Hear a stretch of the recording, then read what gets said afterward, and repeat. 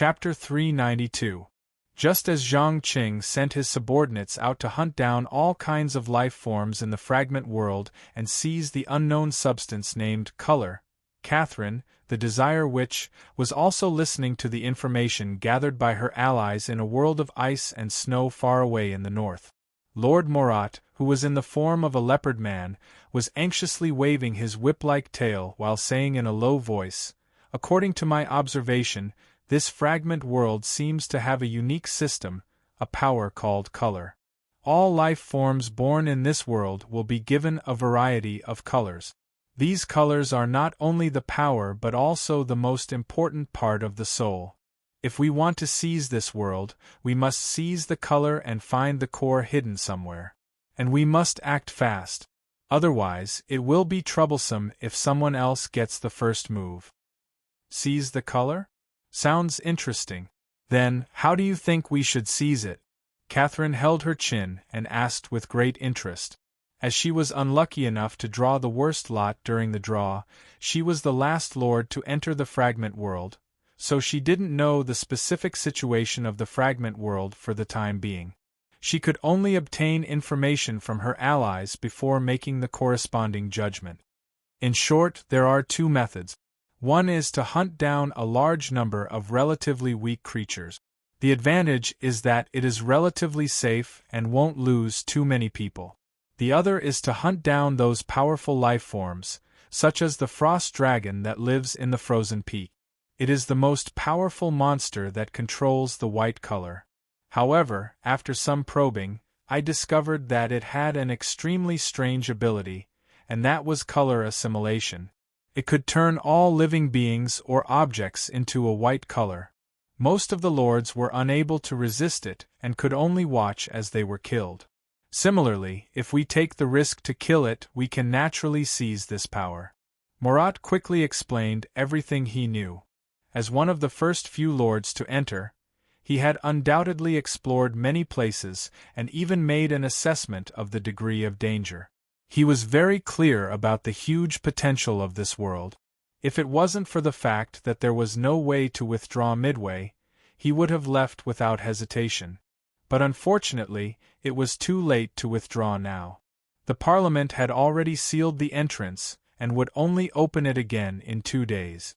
So, the only thing he could do was to provide as much information as possible to the Desire Witch to ensure that he wouldn't survive this war of life and death. Can it assimilate living people and turn them into paint? What an amazing ability! Kars, what do you think? The corners of Catherine's mouth curled up, revealing a playful smile. The powerful witch doctor frowned and hesitated for a moment. Soon, he replied, "Madam, I think it's very likely that the fragment world's core has mutated. Do you remember the affair of the Labyrinth of Pits in 1753? As the fragment world absorbed too much dark energy, it developed some kind of self-consciousness under the stimulation of the intruder. It will change its structure according to the situation and even create a huge maze that is constantly changing and never ending." "Do you mean that this fragment world also has self-awareness?" Catherine's expression changed slightly. "No, what I mean is, it's best that we don't follow its rules. Otherwise, similar things might happen again." Kars lowered his voice and hinted. "Okay, I think I understand. Let's do as you say and start a war to seize the colors. I believe that the treacherous Cain must be doing the same thing right now, right?" As the last word escaped her mouth, Catherine stood up and raised her slender arms high. She shouted at the hundreds of ability users around her, "People from the underground world of Brooklyn! Now, I order you to hunt down all the life you encounter and seize as many colors as you can. And I'll decide the reward after I become a member based on the number of colors you seize. Go kill, go seize, go vent your suppressed nature, and bring death and destruction to this world. Only desire is eternal." Kars raised his fist and was the first to respond. "Only desire is eternal. Only desire is eternal." The rest of the people also felt the strong emotions of courage in their hearts and shouted crazily. Soon, these people who were affected by the witch's power spread out in groups of 3 to 5 and launched an inhumane massacre of the life in the fragment world. At the same time, in the west of the fragment world, Cain and his allies also gathered together to discuss countermeasures. Unlike the south, which was full of giant stalagmites and mushrooms, and the north, which was covered with white snow, the west was covered with large green swamps. Countless dangerous giant frogs, pythons, and big-headed fish with sharp teeth were hiding under the water. If one was not careful, they would be dragged into the water and become food for the terrifying monsters. In less than 2 to 3 hours, more than a quarter of the lords who were teleported here were killed. However, it was not that they did not gain anything. Almost everyone had an additional green spot on the back of their hands. Looking at the power vaguely revealed by the green spot, Cain suddenly turned around and asked Cassandra, "Do you feel this incredible power?" Cassandra replied without hesitation, "Of course. Green represents nature, the earth, and the birth of life. I can't believe that there is such pure vitality in these lowly life forms." "Then what do you think we should do next? Continue to clean up the monsters in the swamp, or take the risk and try to kill the swamp behemoth directly?" Cain probed with an uncertain tone. "No, it's too dangerous to attack the swamp behemoth now. Continuing to seize more colors from the other monsters is the only way out. Don't forget, our enemy is not only the monsters, but also the desire which Catherine and her allies. Before the battle, we must preserve enough strength," Cassandra explained as she stroked her slightly protruding belly. Although she was at least a few months away from her due date, and theoretically it should not affect her combat ability, pregnancy was always a heavy burden for a woman. Cain nodded thoughtfully. "If that's the case, then we'll kill all the life in this swamp, and then gather the colors we seize on you. Remember, you are our trump card. Don't make a move unless it's absolutely necessary. In less than 48 hours, the angels and demons will send messengers to join this game. I don't want to see them transform this world into a part of heaven or hell." Chapter 393. In the huge mushroom forest in the south of the fragment world, incomplete charred corpses could be seen everywhere. Among them were a large number of strange, unknown lifeforms, as well as many clearly intelligent humanoid lifeforms. Zhang Qing, who had caused this savage scene, was sitting on a black furball-shaped corpse, quietly looking at the back of his hand that had almost completely turned bright red. After a full minute, he suddenly opened his mouth and let out a strange syllable. Following that, the surrounding air started to become restless. In the blink of an eye, a large area of red covered a large area, including the corpses on the ground. When the syllables stopped, all the areas that were dyed red all turned into red liquid, and then slowly condensed into a crystalline solid state. Feeling the weak energy emitted by the red crystal, Zhang Cheng's lips curled up as he muttered to himself in a voice that only he could hear. "So that's how it is, the so-called color is essentially an unknown magic energy. The more you obtain, the more powerful you can become. You can even use some powerful supernatural powers, at least under the rules of this fragment world. In addition, according to the different colors, the attributes of the energy are also different. The red I've collected so far symbolizes flames and intense emotions. When it accumulates to a certain extent, it will change from quantity to quality, becoming a half-elemental lifeform like that Flame Queen. It's no wonder that no matter if it's the Parliament, heaven, or hell, they all want to obtain more fragment worlds. After thousands of years of development, these world cores have become something that can make people go crazy. Anyone who obtains it will obtain unimaginable power in a short period of time. Even if they don't draw energy from it, they can use it to create powerful magic items, or even divine equipment." Just as he finished speaking, he threw the huge red crystal in his hand behind his back, *boom. The soaring flames directly engulfed everything within a few hundred meters. The energy released by the red crystal in a short few seconds almost reached the effect of a great wizard Dalaran casting with all his strength. Of course, the red energy could only produce such a powerful destructive force in this fragment world. Once it left, it would become abnormally unstable and stable. However, right now, Zhang Qing still needed to obtain more red points through killing to ensure that he would not be left behind by his competitors. Although he had prepared many trump cards, including the Crimson Meteorite in the Song of Ice and Fire world, it did not mean that he would use them at any time. If the situation was really bad to a certain extent, he would definitely choose to destroy the entire fragment world to ensure that he could complete the mission given by the parchment. As for how many people would die in the end and how the Parliament would react, that was not within the scope of his consideration. As someone who had personally experienced the indescribable power of the owner of the parchment, he did not doubt that the owner of the parchment could strip him of his knowledge and power. Before he became strong enough, the only thing he could do was to obey and complete every mission given on the sheepskin, even if he didn't know what the other party's goal was. Zhang Qing, who was preoccupied with his thoughts, did not notice that a man in a black cloak had appeared out of thin air right after he left the huge mushroom forest filled with corpses. This fellow's entire body emitted an aura that was incompatible with the fragment world. He first bent down to examine the charred corpse that had been burned by the flames, then licked his lips and sighed. In less than 5 hours, he has already deciphered a completely unfamiliar law of power.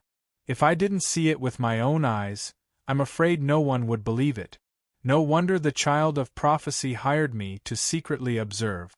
Perhaps, before he finished speaking, a ball of golden light suddenly shone in the distant sky. At the same time, another ball of crimson light appeared in a completely opposite place. This mysterious man raised his head and stared at both sides of the sky for a long time. In the end, he sneered and mocked. "You can't wait to come in before the appointed time? The bastards of heaven and hell are still as unruly as before. It doesn't matter. Even if I don't make a move this time, someone will give you a memorable lesson." The moment the last word came out of his mouth, his body emitted a large black shadow, and in the blink of an eye, he disappeared without a trace. About 20 minutes later, a blonde woman with golden eyes walked out from one end of the mushroom forest. She was completely naked and exuded an inviolable sacred aura. Even the most perverted guy would not have any physiological urges when he saw her. On the other side, a robust man walked out with a contemptuous, disdainful, and playful smile on his face. His 2 pale yellow pupils revealed an incomparable evil light. The two of them stared at each other for a long time before the woman bowed slightly and took the initiative to greet. "Dear Bourne, I didn't expect you to be the representative sent by hell this time. We haven't seen each other for about 400 years, and you still haven't been promoted?" "Humph. Save your tedious words, Shamir. As a low-level female angel, you can climb so fast. Don't tell me you provided some special service to your superior? You must know that in the human world, many ambitious women like to do this. After all, they can experience extreme happiness and get additional benefit. Who would refuse?" The man teased, not to be outdone. Obviously, not only did the two of them know each other, they even understood each other very well. Perhaps ordinary people would never have thought that an angel who was regarded as a symbol of good and a demon who was regarded as a symbol of evil would not break out into a fierce battle after meeting. Instead, they calmly mocked each other. "Sorry to disappoint you. We of heaven are different from you demons who crawl out of the filthy hell and do whatever you want. Every promotion must have a corresponding merit. In addition, I want to know what you plan to do this time. Do you want to decide the winner between us first, or join hands to deal with the minions of the council first?" The woman called Shamir stared at Boran with 2 majestic eyes and probed. "You are still as direct as before. Although I want to settle the grudges between us first, there are more important things to deal with, so I choose the latter." Boran gave a meaningful answer. "Oh? Can you tell me what is so important?" Shamir raised her eyebrows in surprise. Ha ha ha ha. No, I won't tell the secret in my heart to my enemy. Boren laughed and opened his arms, his whole body emitting crimson flames. Chapter 394. As a demon of hell born from the desires of mortals, Boren had lived for nearly 1,000 years. Excluding the first 200 years of hard labor under the greedy monarchs, he had spent the rest of his time desperately trying to increase his influence among ordinary people. This was especially so in a modern metropolis like New York, which had just been established not long ago and had yet to form a religious monopoly. Coupled with the dark side of human nature mixed with money, power, and desire, New York was simply the best place for demons to harvest souls. Most ordinary people had complex personalities. They might be crazily slaughtering for benefits 1 second, but the next second, they would suddenly wake up and sacrifice their lives for some ridiculous reasons. Regardless, Boren liked to hide in the shadows and enjoy the tragedies of the human world. Sometimes he would even personally participate in them, playing 1 or 2 insignificant roles. If there were no accidents, with the capital that it had accumulated over the years, it would not take long for it to obtain a territory in hell and establish its own domain. It might even be able to make use of the natural worship that mortals had for supernatural powers to secretly establish a huge church organization, allowing its name to spread with the convenience of the Internet. Perhaps after a few hundred years, he might even be able to stand on equal footing with the great demons who had survived the ancient war, or even surpass them. Unfortunately, all of this had been destroyed by a human magus who had appeared out of nowhere. Not only did the other party completely expel his consciousness, but he had also destroyed the underground church and its tentacles that he had painstakingly established. Having lost the backbone that he had cultivated for generations, it would be impossible for him to establish a similar evil organization without at least 10 or 20 years of effort. It was precisely because of this that Boren had paid a huge price in exchange for the opportunity to participate in seizing the fragment world. He knew that as long as he caught the young magus and figured out the source of the mysterious power he used, he would be able to obtain something more precious than souls. He could also force the young magus to sign a contract and become a powerful ally. Apart from that, seizing a fragment world was also a great achievement for the forces of hell. Perhaps the great monarchs would be happy and reward him with the core of this world. Boren's ferocious face couldn't help but reveal an excited smile at the thought of obtaining unimaginable benefits by paying a small price. Not long after, he found traces of Zhang Qing. To be precise, it was a few warm corpses that had just been killed. Oh, my prey has appeared. Slaughter. Destruction. What a wonderful aura! Even if I haven't seen your soul for the time being, I can guarantee that it must be emitting the deepest aura of darkness. The demon descended from the sky and exclaimed while holding one of the monster's corpses. But after a short while, he flapped his wings again and flew past the stalagmites at an extremely fast speed, heading toward the source of the loud noise. At the same time, Zhang Qing was so focused on hunting a reptile covered in hard granite that he didn't notice the danger at all. Although he had countless ways to instantly crush this behemoth, he only used the hand that had completely turned red. Through battle after battle, he slowly familiarized himself with the rules of this world. After all, in Zhang Qing's eyes, every supernatural power system had something worth learning and referencing. What he needed to do was to find the parts that he could use, and then slowly accumulate them to form a process from quantitative change to qualitative change. Seizing color may sound like a child's play on the surface, but it contained a very terrifying thing, and that was the universal use of energy. As everyone knew, any magical energy system would have slight changes depending on the user. For example, if both were Dalaran mages, one person's magic power could not be used with another person's magic power, unless it was a special constant source of magic power like the Well of Eternity or the Sunwell. Otherwise, the slightest fluctuation of the two types of energy would cause irreparable catastrophic consequences. Even if Illidan taught the Blood Elves the technique of extracting dark energy, it was not completely without cost. At least, the distortion of their minds and personalities was obvious to all. But the power of the so-called color in this fragment world had no hindrance at all. After seizing it from a creature, it could be used immediately. Just like EXP in many games, there was no need to pay any price. Just for this point alone, it was very worthy of in-depth study. If he could figure out the mystery, Zhang Qing could break the shackles of his power being greatly weakened every time he entered a new world. Whoa! The huge reptile that looked like a large pangolin let out a low growl, as if it had realized that it could not defeat this enemy that was countless times smaller than itself with just its claws and teeth. It suddenly opened its dark green eyes and shot out a strange ray of light. Damn it! Zhang Qing, who had noticed the strong energy fluctuation, had no time to dodge and immediately activated a hidden arcane protective rune.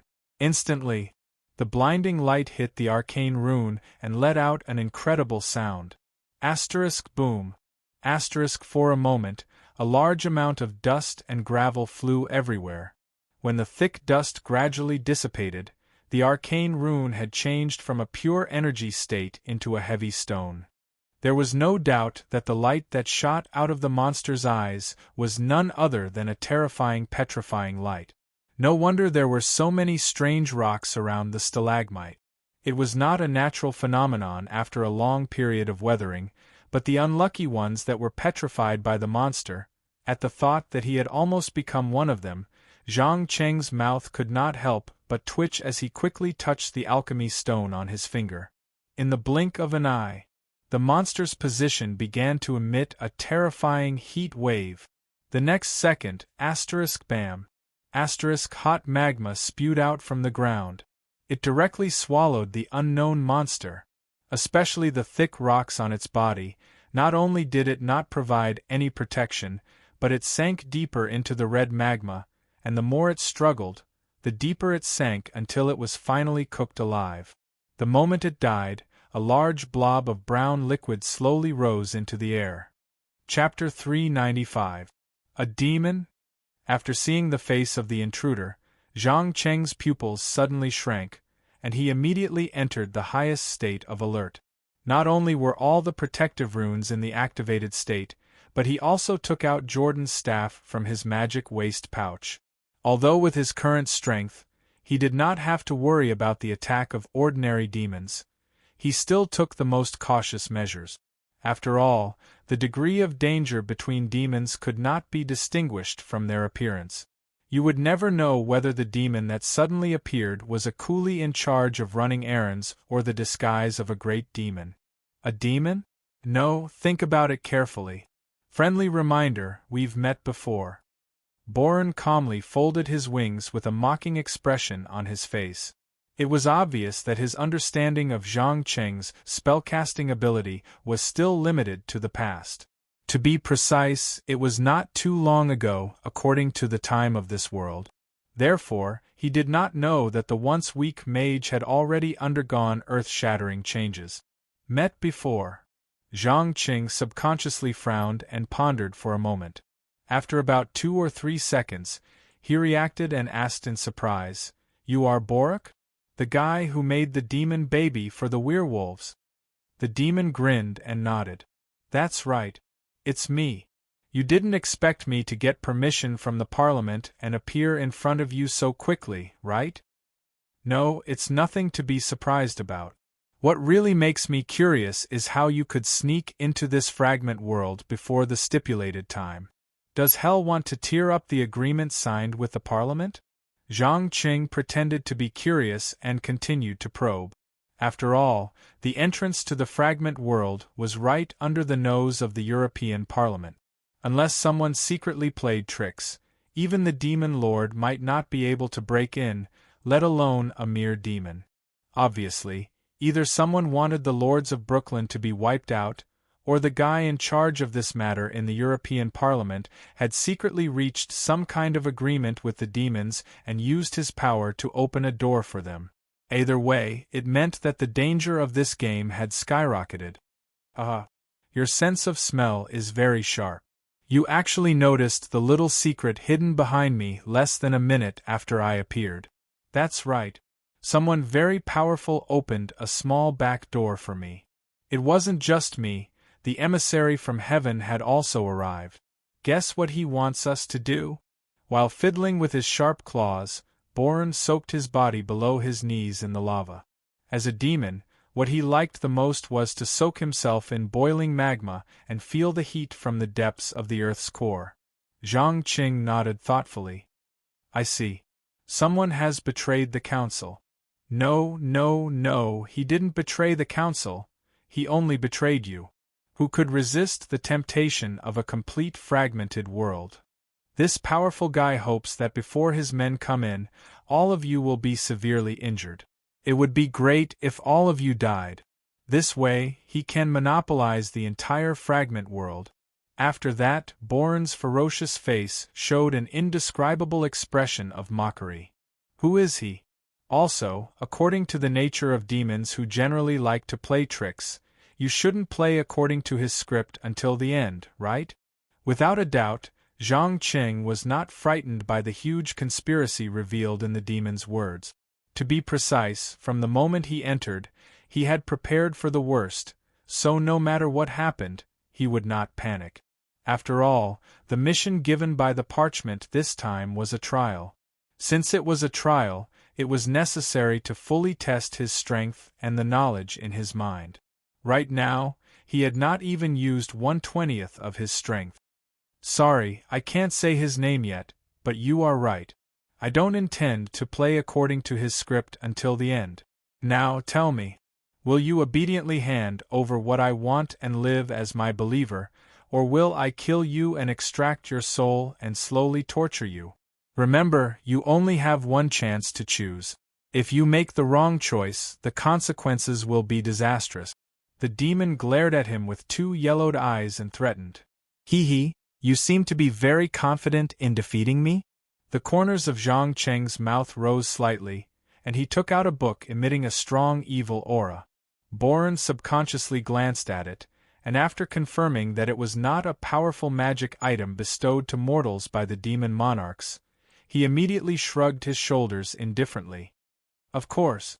Do you think that with your pitiful spellcasting ability, it is enough to threaten a powerful demon like me?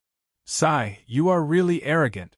Forget it, I will let you know how insignificant you are now. Moreover, my laboratory is looking forward to having a living demon as an experiment material. As the last word left his mouth, Zhang Qing directly injected the thousands of soul fragments stored in his magic pouch into the demon commanding codex. In the blink of an eye, a Doom Guardian wearing magic armor and holding a two-handed enchanted greatsword appeared out of thin air. Although its body was still a little shaky because it had just been resurrected, it did not take long for it to completely stabilize. Borak, kill him! Without any hesitation, Zhang Qing immediately gave the order to attack. As you wish, Great Master. Without another word, the Doom Guardian raised its hand and fired a shadow arrow. Immediately after, green evil energy flames instantly surrounded its body, and its huge body soared into the air, ruthlessly slashing down at the enemy. Damn it! You can actually summon and control demons. The frightened Bourne hurriedly raised his claws to block the sharp blade falling from the sky. Although he had never seen a similar form in hell, the chaos, brutality, anger, and evil negative emotions emanating from Borak's body could not be fake. Humph! Don't worry, my friend, the show has just begun. Zhang Qing responded with a sneer, and he began to continuously resurrect the Burning Legion's minions whose souls were imprisoned in the Demon Commanding Codex. Using demons to deal with demons, was there a more interesting scene in the world? Coupled with the large number of soul fragments he had accumulated from the previous massacre, he could completely summon a small army. In just a few minutes, demons were resurrected one after another, especially the hellfire puppets made entirely of evil energy flames. They were simply killing machines born for war. Chapter 396. Do you know, my dear Boren? Due to the influence of foolish religions, most ignorant people always believe that hell carries all the evil of this world and even the entire universe. But they don't know that there are many such powerful and terrifying forces in the entire multiverse. As for you, you are neither the strongest nor the most cunning. At least in my opinion, you can't even conquer a mere Earth. You are simply trash to the extreme. Now, have a good taste of the Burning Legion under the Dark Titan Sargeras. Believe me, although they have also encountered unprecedented setbacks and failures on an interesting planet, they are still very successful compared to you. Zhang Qing mercilessly mocked as he found a clean place to sit down, slowly admiring the hundreds of demons that had been resurrected from the demonic tome of command beating up the other party. Boren was not one of the coolies with the lowest strength among demons. To be precise, after nearly 1,000 years of accumulation, he was already one of the most powerful middle-ranked demons. As long as he could obtain a territory and establish his own evil domain, he would immediately be on par with the capable generals under the Demon King. But regrettably, he had chosen the wrong enemy at the wrong time, in the wrong place, today. After all, demons with an evil domain and demons without an evil domain were two completely different concepts. Even if the former left hell, they could ensure an endless supply of magic power from their exclusive domain, not to mention that they had many special abilities and a large number of subordinates who would come to join them. But what about the latter? Apart from their innate strength, they only had a strong physique and a cockroach-like vitality. Of course, it could not be ruled out that some fellows would coincidentally collect some interesting magical items or trump cards in their long lives. Oh, my great master, Lord Kill, Jaden will be very unhappy if he hears you ridicule the failure of the Burning Legion. Succubus Ren had undone her invisibility and appeared behind Leylin. Zhang Qing didn't know if it was intentional or not, but she pressed her, towering and magnificent, chest against Zhang Qing's back and constantly breathed into his ear. Zhang Qing could even vaguely hear a faint moan. But unfortunately, Zhang Qing did not react at all. He directly grabbed her slender neck and pressed her against a rock that was hot from the lava, watching as her fair and delicate skin turned red and black from the heat. Hearing the incessant screams from the succubus, he said expressionlessly, "I've warned you many times, don't use your boring little tricks on me, and don't test my bottom line again and again. Also, let me give you a small reminder. This is no longer the world you are familiar with, and it is also not a place the Legion can reach. So from now on, I am your only master. Don't make me unhappy, or I don't mind letting you experience true pain. Cold, heartless, cruel, tyrannical, relying on the absolute suppression of the demonic commanding codex, on the middle and lower ranks of the Burning Legion, Zhang Qing did not hesitate to give these arrogant demons a solid show of strength, because he understood that when dealing with these guys, any kind of goodwill, conciliatory policies, or roping in were all bullshit. There was only overwhelming strength, and huge ambition and desire. Only then could he control these extremely dangerous guys. Sensing that the heavy pressure on his neck had instantly disappeared, the succubus Rains hurriedly climbed up from the scorching rock. He covered his severely burned skin and carefully attempted to establish contact with the burning army through the distortion of spacetime. But when she realized that the distorted space did not exist in this world, her face was immediately filled with shock. Then, she knelt on one knee and probed with a tone full of sincerity.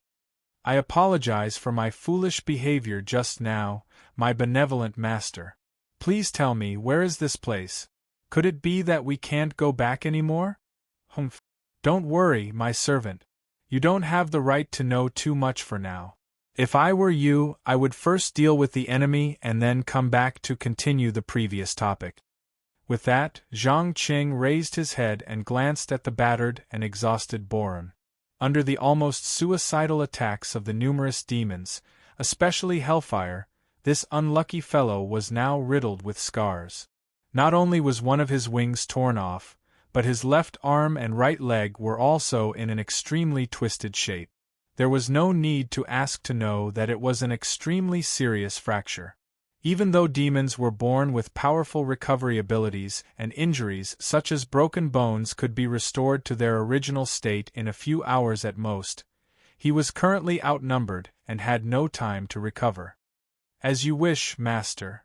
Succubus Ren licked her seductive red lips, her eyes flashing with a dangerous glint.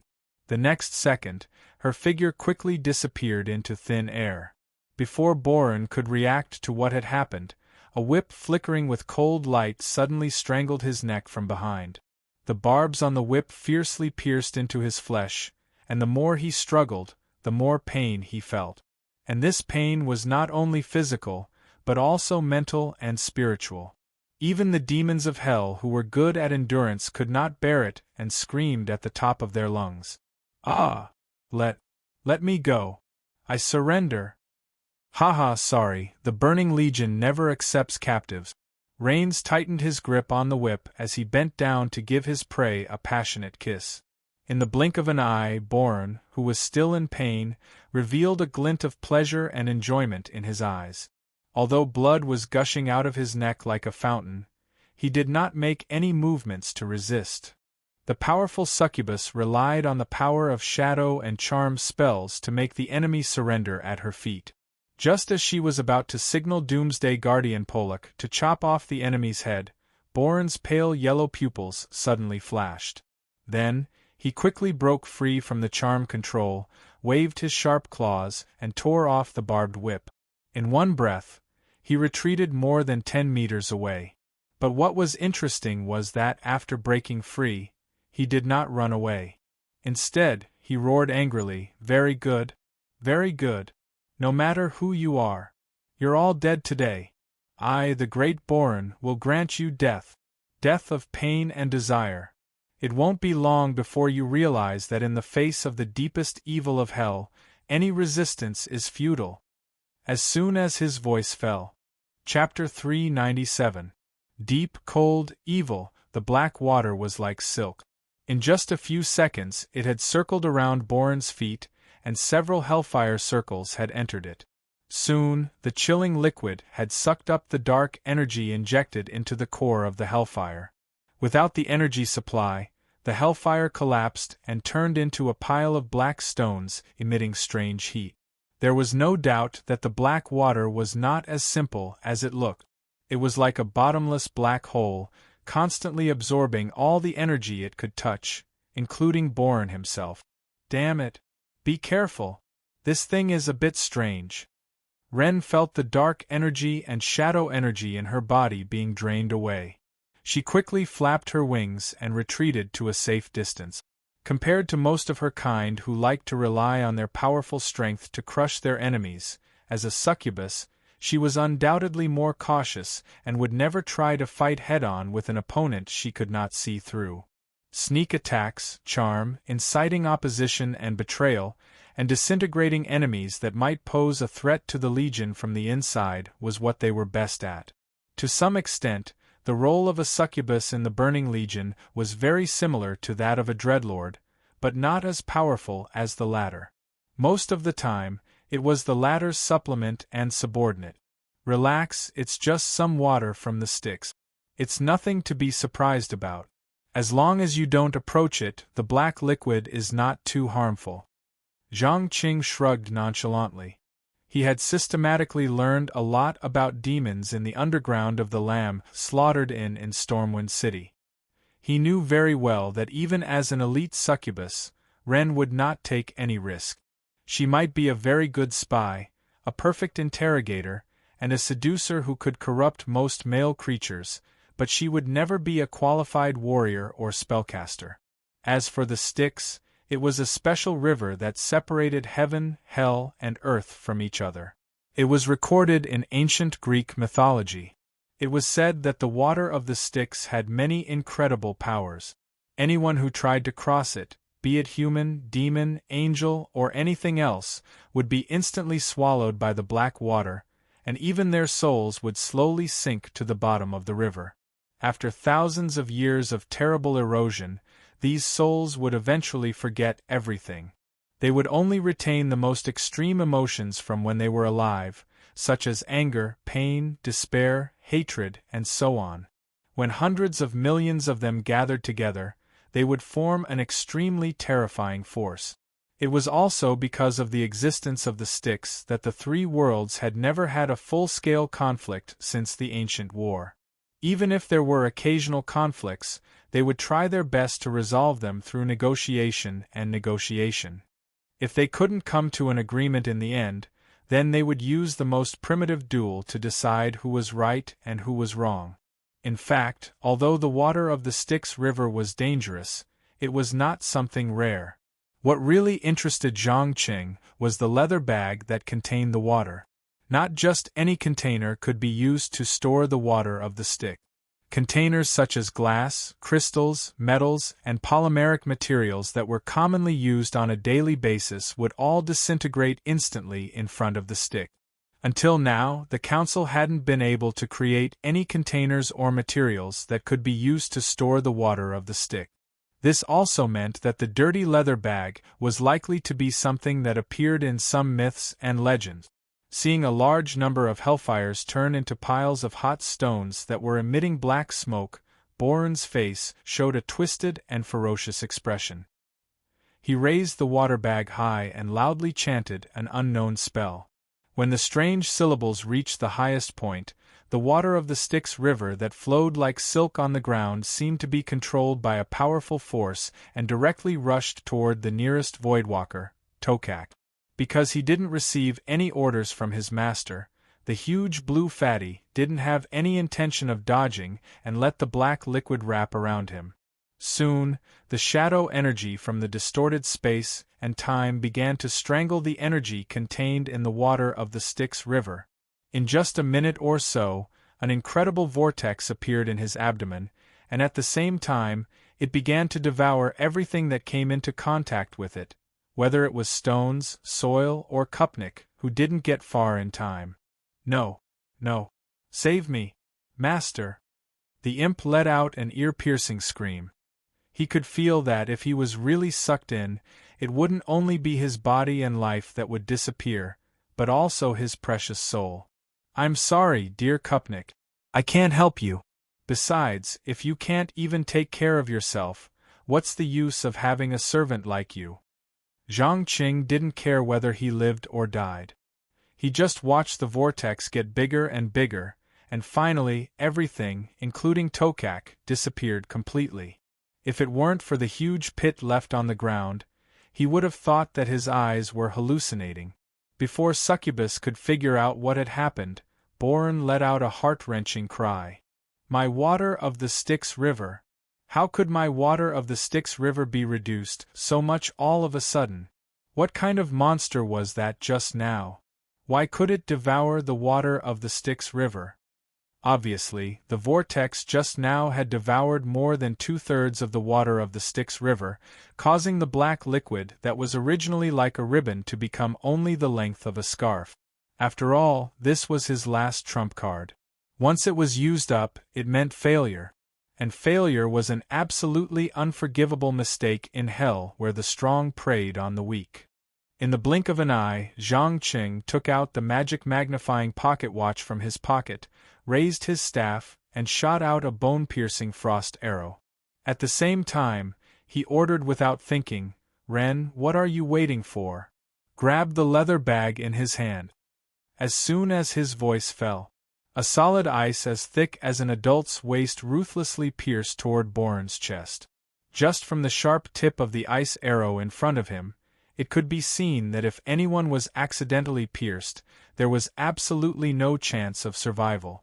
Because at the moment of contact, the flesh and blood would be directly torn in half from the middle under the huge inertia and expansion force. Don't even think about it. Boren didn't even think about it. he immediately controlled the remaining water of the Styx River to block in front of him. The powerful frost arrow didn't even touch his skin before it was quickly devoured and decomposed by the black liquid. But before he could mock him, Succubus, who had been hiding for a long time, once again appeared out of thin air. This time, Ren's target was very clear. It was the dirty and inconspicuous leather container. So after using the whip to bind Boren's right hand, she immediately pulled out a dagger from her waist. A cold light flashed. Chapter 398. Ah! As the intense pain was transmitted to his brain through his nerves, Borek finally let out a scream like a pig being slaughtered. But despite the scream, he did not lose his mind. He immediately jumped up and tried to pick up his right hand that had fallen to the ground, as well as the leather water sack that he was holding tightly. But unfortunately, before he could get close, a sharp two-handed greatsword fell from the sky and slashed down. Bang. Relying on its unbelievable strength, the Apocalypse Guard smashed a half-meter-deep ravine in the ground. Had it not been for Borek desperately flapping one of his wings to make a dodging movement, he would have been cut in half at the waist. After all, the material of the greatsword in Borek's hand was not ordinary metal, but the heavenly metal of planet Argus, the base of the Burning Legion. Its hardness was far beyond any metal that Zhang Qing could come into contact with, and it also had a strong magic conductivity. When necessary, it could even inject evil energy into the sword. When the time came, the entire sword would burn with green evil energy fire, and it could often behead behemoths that were far larger than it. It was precisely because of this that it became one of Zhang Qing's most powerful fighters. To be precise, it was under the premise that it did not expose the dragon and the Death Knight. Feel the wrath of the Legion. The Apocalypse Guard did not succeed in its attack, so it immediately raised its goat-like hooves and stomped on the ground. Boom. War Trample. With the strength of its muscles and magic, the Apocalypse Guard stomped on the ground, creating the tragic effect of a battering ram hitting a city gate. Not only did the ground sink deeply, but the surrounding rocks also had spiderweb-like cracks. Borek only felt a buzzing sound in his head, and he suddenly lost his balance. His head directly came into contact with a huge granite rock not far away. The next second, the scream once again reverberated in the air above the stone bamboo forest. Borek waved the blazing greatsword and instantly cut the enemy's lower limbs below the knee into two pieces. At present, only Borek's left hand was intact, and it could be said that he had basically lost the ability to resist. However, the demons of the Burning Legion wouldn't give up on attacking just because of this. The narrow-minded Succubus, in particular, swiftly swung his barbed whip and wrapped it around the opponent's left thumb. Then, he tugged hard and broke the finger. The hellhound Gazami was not to be outdone, opening its mouth full of sharp teeth and biting down on Boren's left arm, tearing it apart with all its might. In just half a minute, this hell demon, who could not live for another lifetime, had officially entered a critical state. In particular, when the hounds were biting, they were constantly extracting the remaining magic energy from the body, indirectly destroying the circulation and supply system that maintained Boruan's survival. Seeing that the life force of this unlucky bastard was getting weaker and weaker, Zhang Qing, who was studying the dirty leather water bag, could not help but stop him. Enough. Don't kill him. I still have use for it.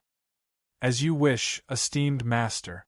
Borek pounded his chest and lifted his hoof to kick Gazami away. At the same time, he stared at Succubus with his green eyes. The latter quickly stopped tormenting Borek and retreated a few steps to ensure that he would not be cut by the terrifying greatsword. It had to be said that as the only mid-level officer of the Burning Legion, the Doomed Sentinel was still very powerful in terms of deterrence.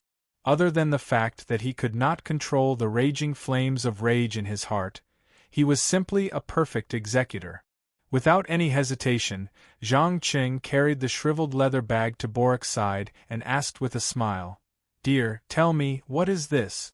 As long as you tell me the truth, I will let you go. Ha ha ha ha. Who do you think I am? A fool among humans?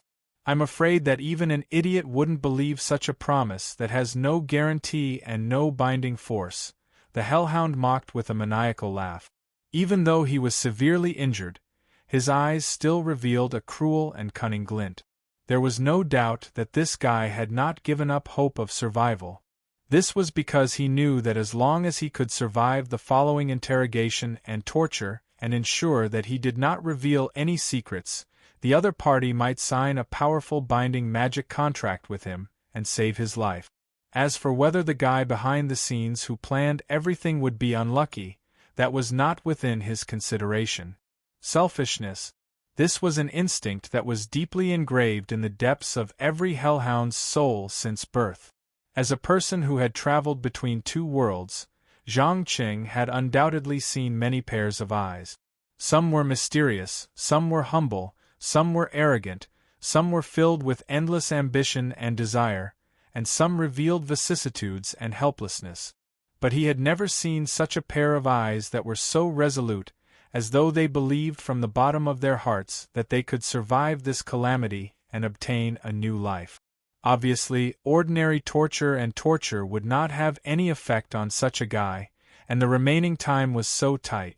After about 3 to 5 minutes of hesitation, he finally squeezed out a smile and said, "All right, you win.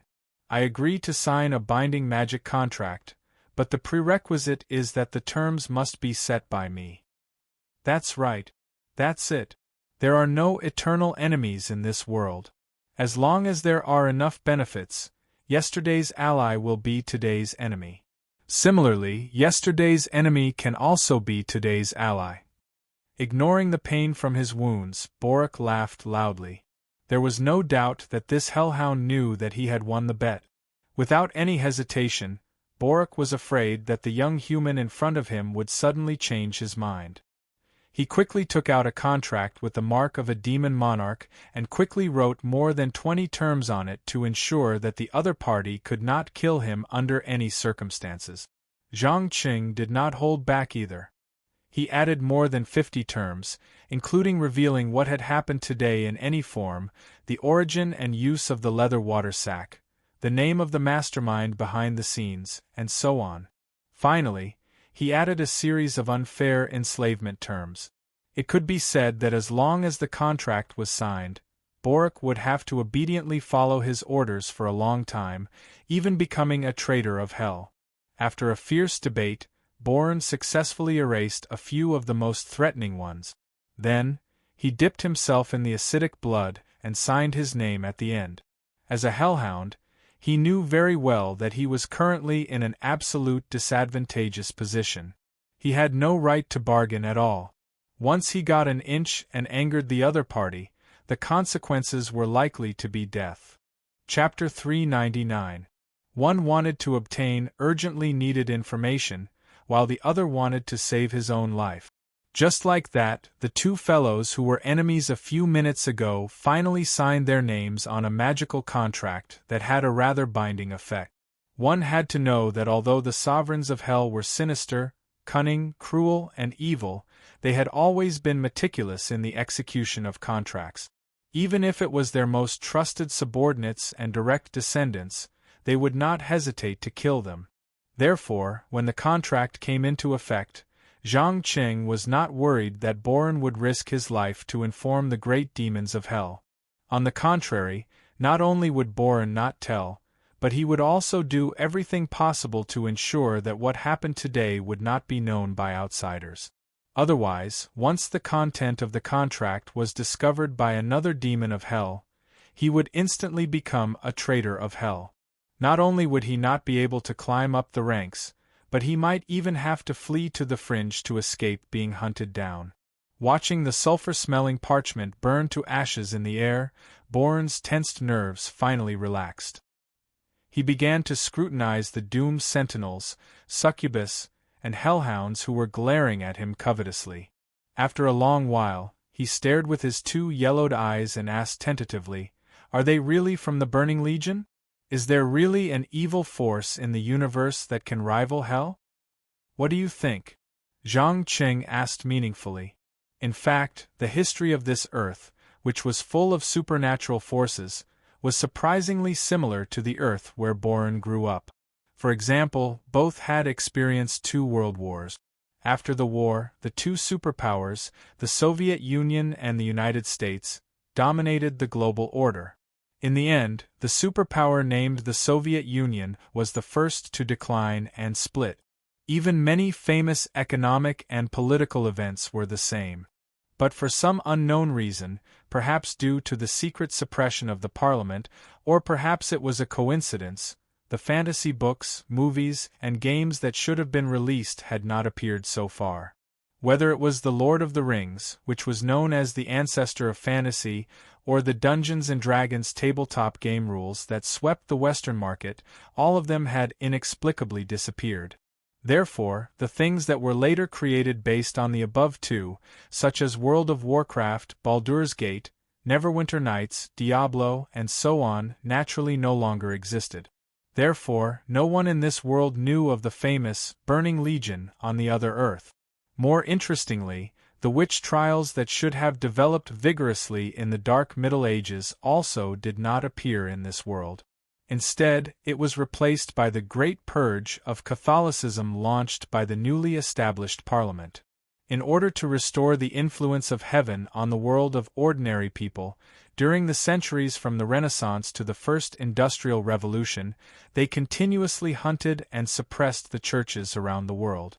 They killed bishops with powerful supernatural forces and exposed and created scandals to incite people's rejection of religion.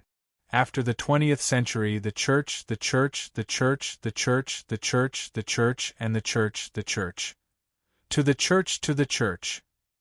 Zhang Qing didn't intend to comment too much on the Parliament's actions in history, but he was concerned about the lack of fantasy books, games, and movies in this world. This meant that no matter if he used the magical knowledge and power system obtained from Azeroth or other places, he did not have to worry about enmity and panic. He also did not have to worry about anyone suspecting that he could travel between different fantasy worlds. Unfortunately, Boren did not know this. He kept looking at the succubus in front of him from the corner of his eye. He secretly compared the succubus with the same kind of female demons in hell who tempted mortals to fall. Finally, he came to a conclusion. Whether it was in terms of charm, scheming, or means, succubus was far superior to most of the female demons in hell who were born from lust. Therefore, he began to believe that the Burning Legion was real, and the young wizard standing in front of him was the spokesperson of this evil force. At the same time, he began to consider a full-scale invasion at some point in the future. After all, the reason why heaven, hell, and the Parliament did not break out in a large-scale war was because they were mutually restraining each other.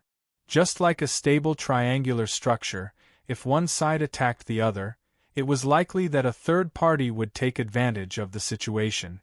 Under such circumstances, any leader with a little bit of rationality would choose to be patient for the time being.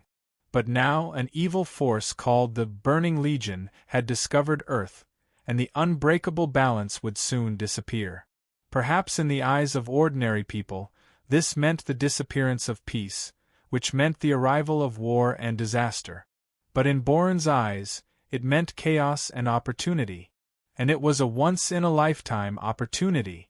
Since the tragic war in ancient times, the limited positions of the demon monarchs in hell were almost completely dominated by the survivors of that time. If they did not die, the new demons born later would not have the slightest chance. But a full-scale war was enough to change this. He believed that once the evil force called the Burning Legion invaded Earth, it would inevitably cause a fierce reaction from the higher-ups of hell, especially the 7 great monarchs who boasted that they carried the original sin of mankind. They would never allow something more terrifying and evil than themselves to exist. At that time, as long as 1 or 2 of them died, there would inevitably be a huge power vacuum in hell. He could rely on the secret cooperation with the young man in front of him to realize the long-hidden ambition in his heart. The great monarch of hell born. He liked it when people called out his name with such a resounding title. It had to be said that demons were really a very strange life form. It was as if from the moment they were born, they had an indescribable strong ambition. Unless they died, they would never give up their desire for power and authority. Zhang Qing saw the burning desire in his eyes and smiled indifferently. He once again raised the worn leather container in his hand and asked, "Now, tell me, what is it?" "As you can see, it's a water bag, but the material used is a bit special," Boren replied with pursed lips. "Material? Are you referring to this leather that exudes a strong aura of death?" Zhang Qing subconsciously frowned. "That's right. I believe you should have heard of Greek mythology. The underworld king Hades had a hound with 50 heads called Cerberus. But later, this terrible monster was killed in the war in ancient times, near the source of the river Styx. It is said that the terrible power of death polluted the nearby area, and anyone who came close, even if it was a dead soul, would be ruthlessly devoured. Many descendants with 3 heads were born from its corpse. They were the hounds of the underworld that the council had tamed in modern times. This water bag was made by a powerful ancient wizard who risked his life to cut a piece of leather from the corpse of Cerberus. It has the power to control the water of the river Styx. Chapter 400. The leather of Cerberus? I see. Zhang Qing nodded thoughtfully. According to legend, this mountain-like beast would often wander around the Styx, killing any living person who tried to enter the world of the dead, or those who escaped from the world of the dead. In short, this famous dog was not afraid of the corrosion of the water of the Styx. It would not have a problem even if it jumped in for a bath, so it was not too strange that its skin could carry and control the water of the Styx. However, he did not understand. The magus who made this thing had the power to approach the corpse of Cerberus. He must have been a powerful existence at that time, but why was there no record of it in the history of the underground world? Although the council was officially established after the Black Death wreaked havoc in Europe, it was not a mass of scattered sand. The Magi with a long history had established a very loose alliance, responsible for dealing with the threats of hell and heaven. At the same time, they were responsible for recording the progress of the underground world after the ancient war, ensuring that some precious information and trump cards were not lost. However, it could be seen from the dark Middle Ages that loomed over the heads of humans that this organization did not do a good job. As a selfish demon, Boren obviously did not care about the history of humans, unless there was a secret hidden in this history that could make him powerful. After a short pause, he stared at his limbs that were constantly regenerating while proudly showing off, "You know, I only extended my life by a year in exchange for this treasure from the terminally ill collector. With its power, I successfully got rid of many dangerous enemies." Humans are really complicated creatures. Sometimes they are extremely smart, but sometimes they are extremely stupid. "But it belongs to me now, doesn't it?" Zhang Qing reminded with a smile that was not a smile. "Of course. You are a powerful being, and the powerful dominate everything. This is the most basic common sense in hell. We have always revered the powerful from the bottom of our hearts. Not to mention, you have the support of a huge army behind you. Perhaps we can cooperate and benefit each other. What do you think?" Boren hinted meaningfully. Betrayal and betrayal were as simple as eating and drinking to him. In the past 1,000 years, many of his kind had failed and died because of his meticulous schemes and machinations. Not only did the great demons not stop this, but they also encouraged it in a disguised way so that they could select the best subordinates to serve them. You are too impatient, my friend. Before we talk about this topic, answer me first. Who secretly opened the back door for you, and who wants to seize the fragment world? Zhang Qing skipped the boring probing and asked directly.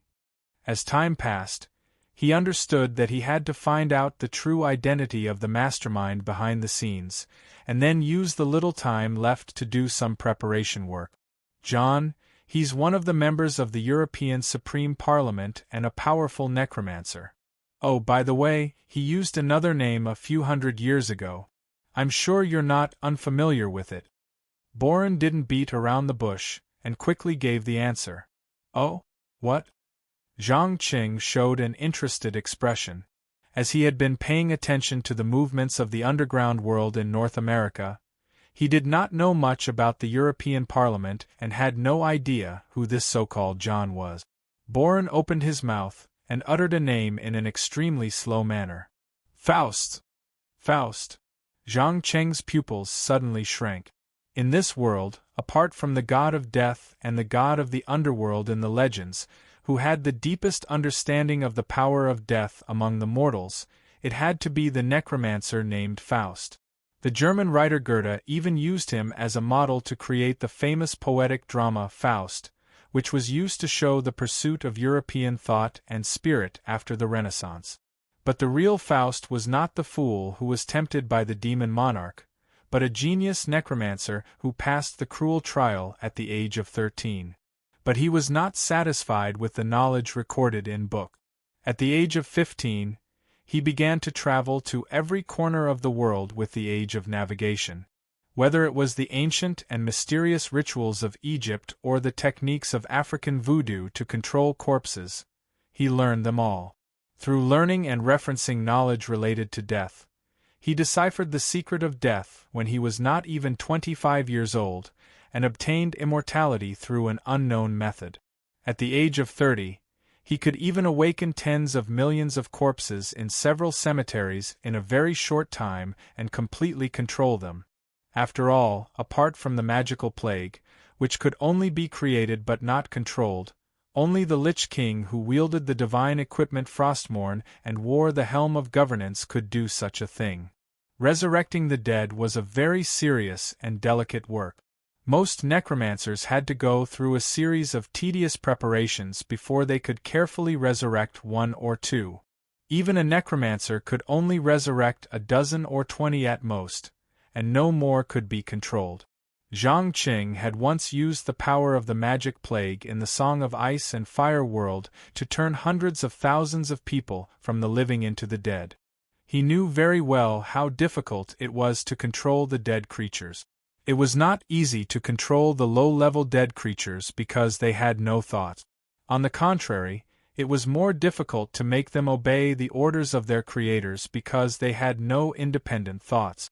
Many times, the innate hatred for the living was enough to drive necromancers crazy. Of course, this was not the most terrible thing. The most terrible thing about Faust was that he was so arrogant that he led an army of the undead and raided the heart of the Catholic Church, the Vatican. Not only did they slaughter countless bishops who possessed powerful divine powers, but they also annihilated the last legion of angels stationed there. Not a single one of them managed to escape. Some people said that Faust died in that battle, while others said that he was afraid of being hunted down by heaven, so he changed his name and hid. Anyway, not long after this terrifying attack, he disappeared and never appeared again. Although Zhang Qing had long known that the trial given by the parchment would not be easy, he never thought that the enemy he was going to face in the end would be so powerful and dangerous. No matter whether Faust was really as terrible as the legends said, there was no doubt that he was a very powerful enemy. Most importantly, he had no idea what his opponent's trump card was and what kind of spellcasting ability he had. Chapter 401. Interesting, a mix of intelligence, power, persistence, conceit, arrogance, and radical madman. After listening to Borik's description of Faust, oh no, he had now changed his name to John. Zhang Qing showed an interested expression. The reason was very simple. He could feel that Borik was in a similar state to himself to some extent. Especially when exploring the mysteries related to death, he would often lose self-control and fall into a state of near madness. However, what puzzled him was why this talented and dangerous fellow was hiding his true identity. What kind of unspeakable secrets were hidden behind? What was the purpose of seizing the fragment world? Did the members of the European Supreme Parliament know that he was the one who single-handedly flattened the Kingdom of Heaven on Earth project that took heaven nearly 2,000 years to build? One question after another kept echoing in Zhang Cheng's mind, but in any case, Borak was the biggest enemy he had to face in order to seize the fragment world. As for Borak, who had provided the information, he had long hidden in a corner to recuperate. At least, he would not show his face before the end of this horrible killing game. Just as Zhang Qing was trying to find out the opponent's habits or weaknesses from the many rumors and clues, Doomsday Guardian Polak came to his side, bent down, and asked in a low voice, "Master, although I'm not very clear about the current situation, you can totally build a dark portal and summon a huge army from the distorted space and time to crush all the enemies." Build a dark portal? You think we can still connect to the distorted space and time? No, Polak, we are now in another universe, and many of the power rules have become different. Zhang Qing gently shook his head and rejected his subordinate's suggestion. In fact, not to mention that he did not have the ability to build a dark portal, even if he had the ability, he would not build one. Because the power of the demonic tome alone could not control the high-level demons, such as the Dreadlord, the Lord of the Abyss, and the powerful Erida people who had absorbed the evil energy. And once the Burning Legion swarmed in, it was bound to trigger a terrible war. By then, who knew what would happen to Earth that was full of supernatural forces? Perhaps when the big countries with nuclear weapons found that they were unable to resist the invasion of the terrifying enemies, they would choose to detonate their nuclear weapons warehouses and directly let Earth enter the radiation wasteland mode. Don't be silly, Pollock. I've already tested it. This universe doesn't distort space-time at all. Even the magic energy is of any kind that we know of. To put it simply, our honorable master has brought us to a place that the army can't detect. This is a huge crisis, but it's also an opportunity, Succubus Wren hinted as she licked her bright red lips. I saw the danger. Since we can't contact the distorted spacetime, it means that we can't summon more soldiers. But what do you mean by opportunity? The Apocalypse Guard frowned and questioned loudly. Wren smiled and replied in a seductive voice, "Of course it's to absorb power and power. If we can't contact the army, it means that the army can't find us either. Under the leadership of Master, we can conquer and rule this planet, and then use it as a springboard to destroy heaven and hell. We can seize their technology and magic for our own use and form a brand new force." You want to betray the Legion? Polak widened his eyes, revealing an undisguised surprise. To the demons, the so-called loyalty was just a bargaining chip in exchange for great power. Most of the demons of the Burning Legion were either lured into depravity by the dark taboo knowledge or succumbed to the overwhelming power of the dark titan Sargeras, his right-hand men Kill, Jaden, and the Archerons. But no matter what, after glorious victories, the demons all believed that the Legion was invincible and that anyone who went against them would eventually be destroyed. Therefore, betrayal became an impossible thing. The Apocalypse Guard didn't dare to imagine how Deceiver Kill, Jaden would react once he knew about this. Back then, the orc shaman Nazul's body was torn to pieces when he tried to escape. At the same time, his soul was sealed in ice and constantly tortured. Any demon who heard his screams couldn't help but tremble. Their hearts were filled with reverence and fear for Kill, Jaden. Betray? No, no, no, my dear, it's not betrayal. I prefer to call it development. If the Legion discovers us one day in the future and we are not strong enough, then we will return to the Legion's embrace. I believe that Lord Kill, Jaden will definitely reward us for what we have done. Succubus winked meaningfully. What if we are strong enough? An extremely serious expression appeared on Polak's face. Isn't that simple? We will directly attack the conquering Legion. Let them become our soldiers and slaves. I believe that the Great Master will not disappoint us, right? After saying that, Succubus placed one hand on his chest and half knelt at Zhang Cheng's feet, his two breathtaking eyes bursting with strong ambition and desire. The Apocalypse Guard hesitated for a moment before also kneeling down and swearing, "From today onwards, I am willing to temporarily leave the Legion and wholeheartedly pledge my loyalty to you." Seeing the final choice made by the two demons, Zhang Qing nodded with satisfaction. "Get up, I accept your loyalty. But your appearances are a little too conspicuous, so it's best to disguise yourself." "No problem, my Supreme Master." Ren raised her slender arm and lightly touched her chest. In an instant, she changed from a demon with goat hooves, horns, and wings to a beautiful woman with long black hair. Even the skirt on her body changed out of thin air. In contrast, Pollock could only awkwardly stand in place and explain, "Sorry, Master, I am not very good at disguise magic." "It's okay, I happen to have a few bottles of phantom potion here. Drink one first." After saying that, Zhang Qing threw a bottle of dark green potion over. The latter did not say anything and directly opened his mouth, crushing the potion together with the bottle and swallowing it. In the blink of an eye, the huge Apocalypse Guard began to shrink slowly and finally stopped at a height of more than 2 meters. His terrifying muscles bulged as if they could burst the white shirt and black suit covering him at any time. As for his magic sword, it also shrunk to about 1.5 meters and was carried on his back. However, all of this was merely an illusion. Through the demon's eyes, Zhang Qing could clearly see that whether it was Pollock or Ren, they still maintained their original appearance.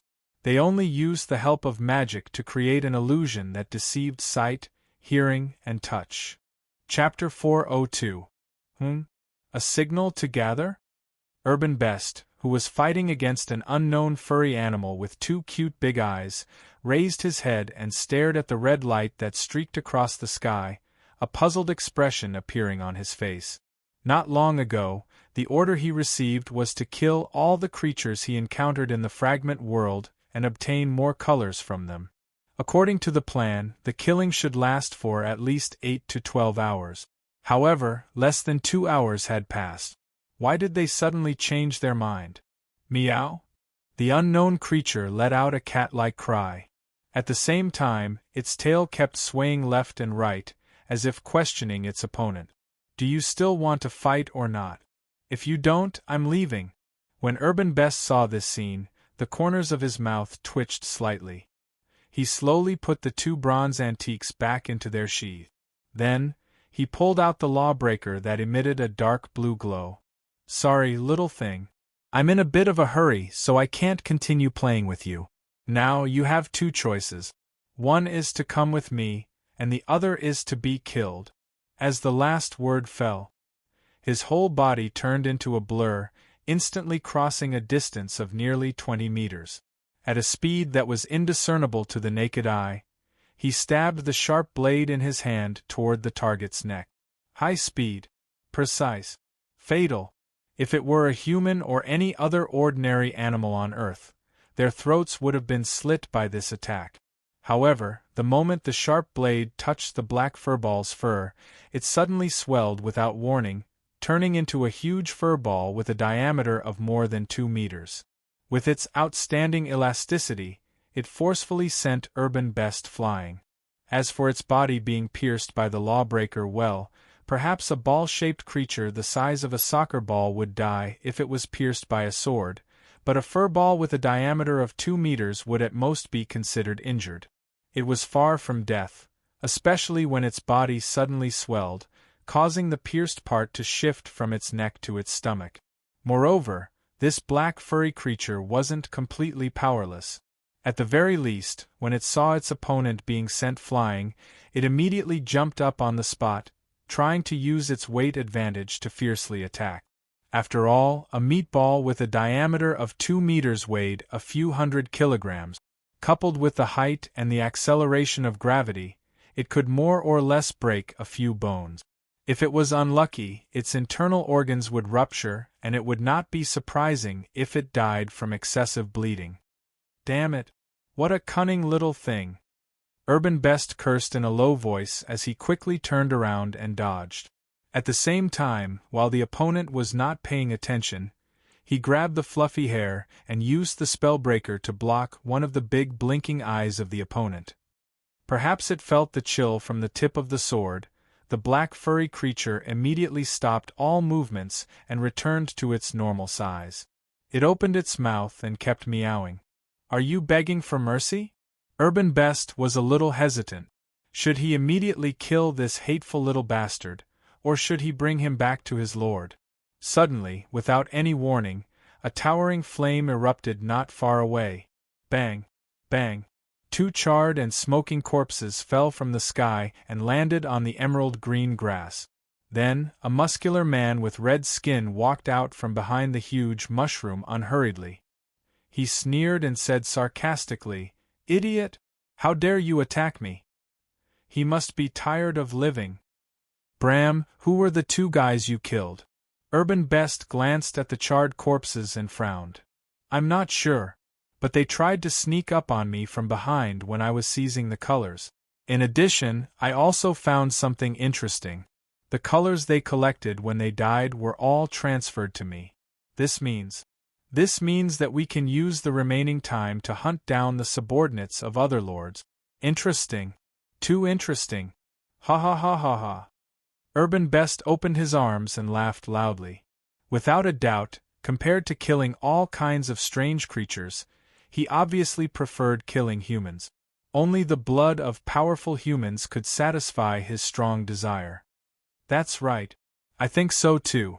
The muscular man with red skin cracked open his mouth and revealed a cruel and tyrannical smile. Obviously, he was none other than the other knight under Zhang Qing, Bram Chalice.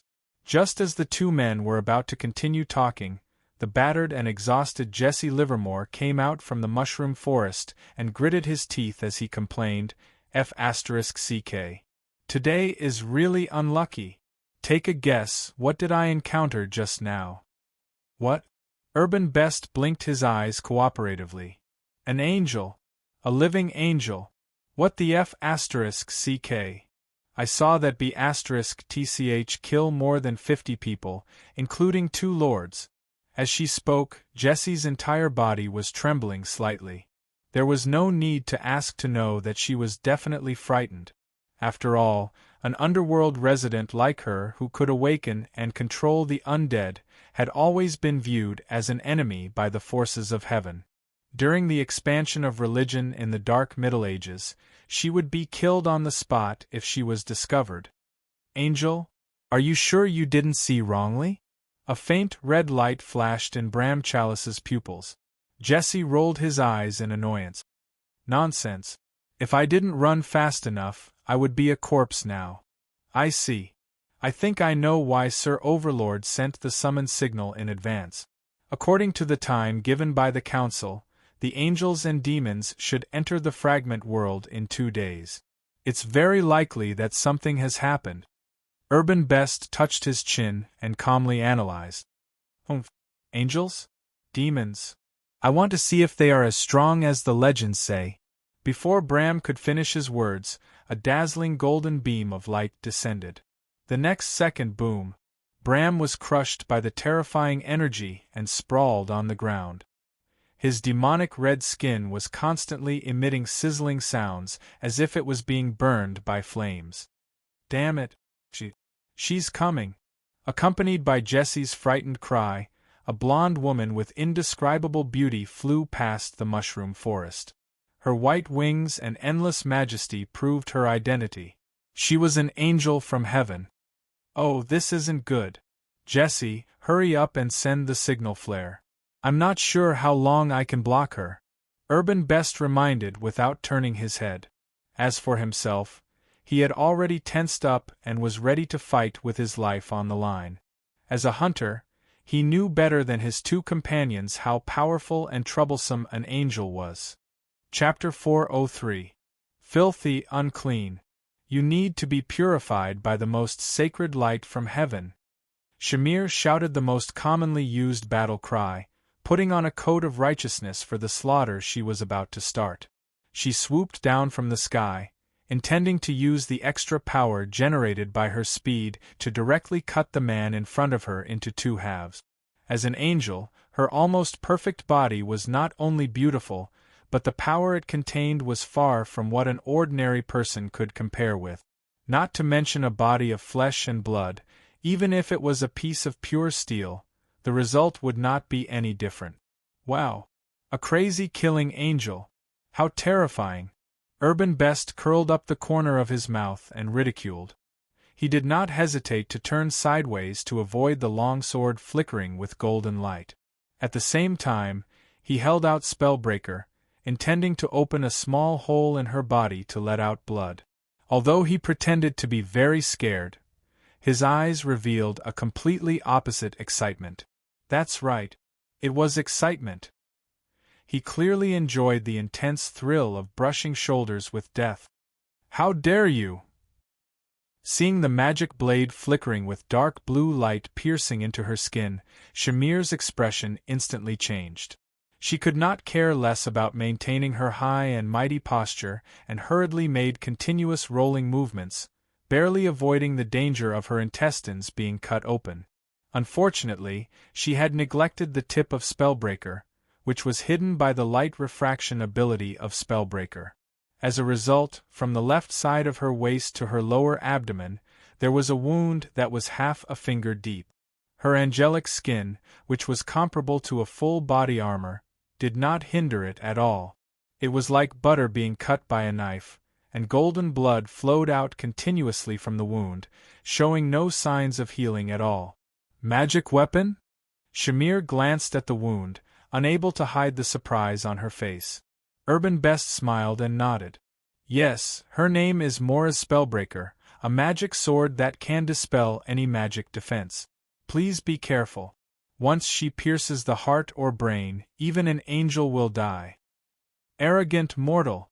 Do you think you still have a chance to stab me? Shamir raised her left hand that was flickering with golden light and covered the wound.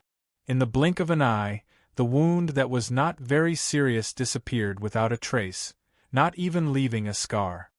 No, madam, you seem to have misunderstood something.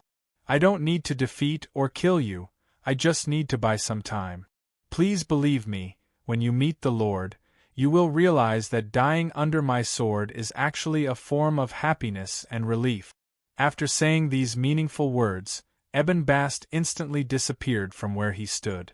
Without waiting for Shamir to react, he took advantage of his speed to launch a barrage of attack. Attack! Attack! Attack! There were no gaps. He didn't give his opponent any time to catch his breath. This man, who only had speed, used his actions to prove that as long as he trained and worked hard, even the most inconspicuous ability could cause a great deterrence to a powerful enemy. Oh my God! This is what Arabin looks like when he goes all out? Jessie gaped at the hundreds of afterimages in front of him. She simply could not believe that this was a speed that a human body could reach and endure. It had to be known that while a human's body looked strong and sturdy on the surface, the various joints were extremely fragile. This was especially so when one suddenly changed direction while running at high speeds. The slightest carelessness would cause severe strain and sprain, and it was not uncommon for bones and joints to shatter. But now Arabin had clearly made over 100 high-speed turns in just a few minutes, and yet he showed no signs of being injured. As for Shamir, who was being attacked, she no longer had the time to care about anything else. She was fully focused on defending herself. With her rich combat experience, she knew that such a terrifying attack would not be able to last long, let alone a mortal. As long as she defended her vitals, it would not take long for her opponent to collapse from exhaustion. Just as the angel had expected, the attack lasted for less than 3 minutes before Arabin began to slow down. His entire body was emitting white steam, as though he had just come out of a steamer. His skin and muscles were an unhealthy dark red, like a cooked crab with its mouth wide open for fresh air. Have you reached your limit? Even if you're only able to do this because of that powerful magical weapon, you're still a worthy opponent. Shamir completely ignored the countless wounds on her body, raising a golden longsword made of heavenly metal and performing a sword salute. Hee, should I feel honored, Miss Angel? The exhausted Arabin chuckled lightly, not caring about his own life or death. Shamir nodded matter-of-factly. That's right. You should feel proud. You know, if you were just a little bit faster, you could have pierced through my defenses and killed me. I wouldn't even have been able to retaliate. Just a little bit faster? I understand now. With that last word, Arabin fell to the ground with a thud, unconscious. Interesting mortal. If it were any other occasion, I might have spared your life. What a pity. With that, Shamir stabbed her longsword towards her opponent's heart. Wraith bind. Jesse naturally could not watch as his companion was killed. He quickly raised his arm and made a grabbing motion. Instantly, two pale hands reached out from the black fog, grabbing the angel tightly, preventing her from stabbing out with her sword. Humph! What a boring little trick! Shamir's body emitted a golden light, and the pale hands seemed to have met their natural enemy, dissipating along with the black fog. Just as she raised her sword once more, intending to kill Arabin, who was a huge threat to her, a whip suddenly appeared out of thin air, strangling her neck from behind. Following that, a two-handed greatsword burning with green flames descended from the sky, forcing her to raise her weapon to parry. Mortal strike! With a furious roar, the two magic longswords finally clashed against each other. Asterisk boom! Asterisk the golden magical weapon in the angel's hands broke into two. Not only that, a crack appeared on the ground from the terrifying strike of the greatsword. Shamir did not fare any better. Her chest and abdomen were completely split open, revealing her muscles, blood vessels, and organs. Especially the green evil fire, which incinerated everything around her. The shadows will devour you. Foolish creature. No matter who you are, no matter where you come from, you will eventually submit to the master. Fall and join a new army. Everything you desire is here. Chapter 404. Ah! No. What did you do to me? Sensing a dark energy forcefully invading her core, Shamir let out a cry of pain and despair. Although angels looked similar to humans on the outside, they were completely different on the inside. To be exact, their brain, heart, and magic power storage organs were all concentrated in a small core, and this core was the angel core, located in the center of their chest. As long as the core was not destroyed, no matter how serious the damage was, the angel could slowly gather energy and revive. But if the core was seriously damaged, it would be a 100% death. If it was contaminated, it would most likely lead to a terrible fall. In history, many demons had used this point to capture newborn angels who were less than 100 years old. Through seduction, humiliation, torture, abuse, and so on, they contaminated the angel cores, causing them to inadvertently degenerate and eventually become the claws of the great demons. Otherwise, where did so many fallen angels in hell who loved to enjoy and kill come from? Of course, heaven was not a fool.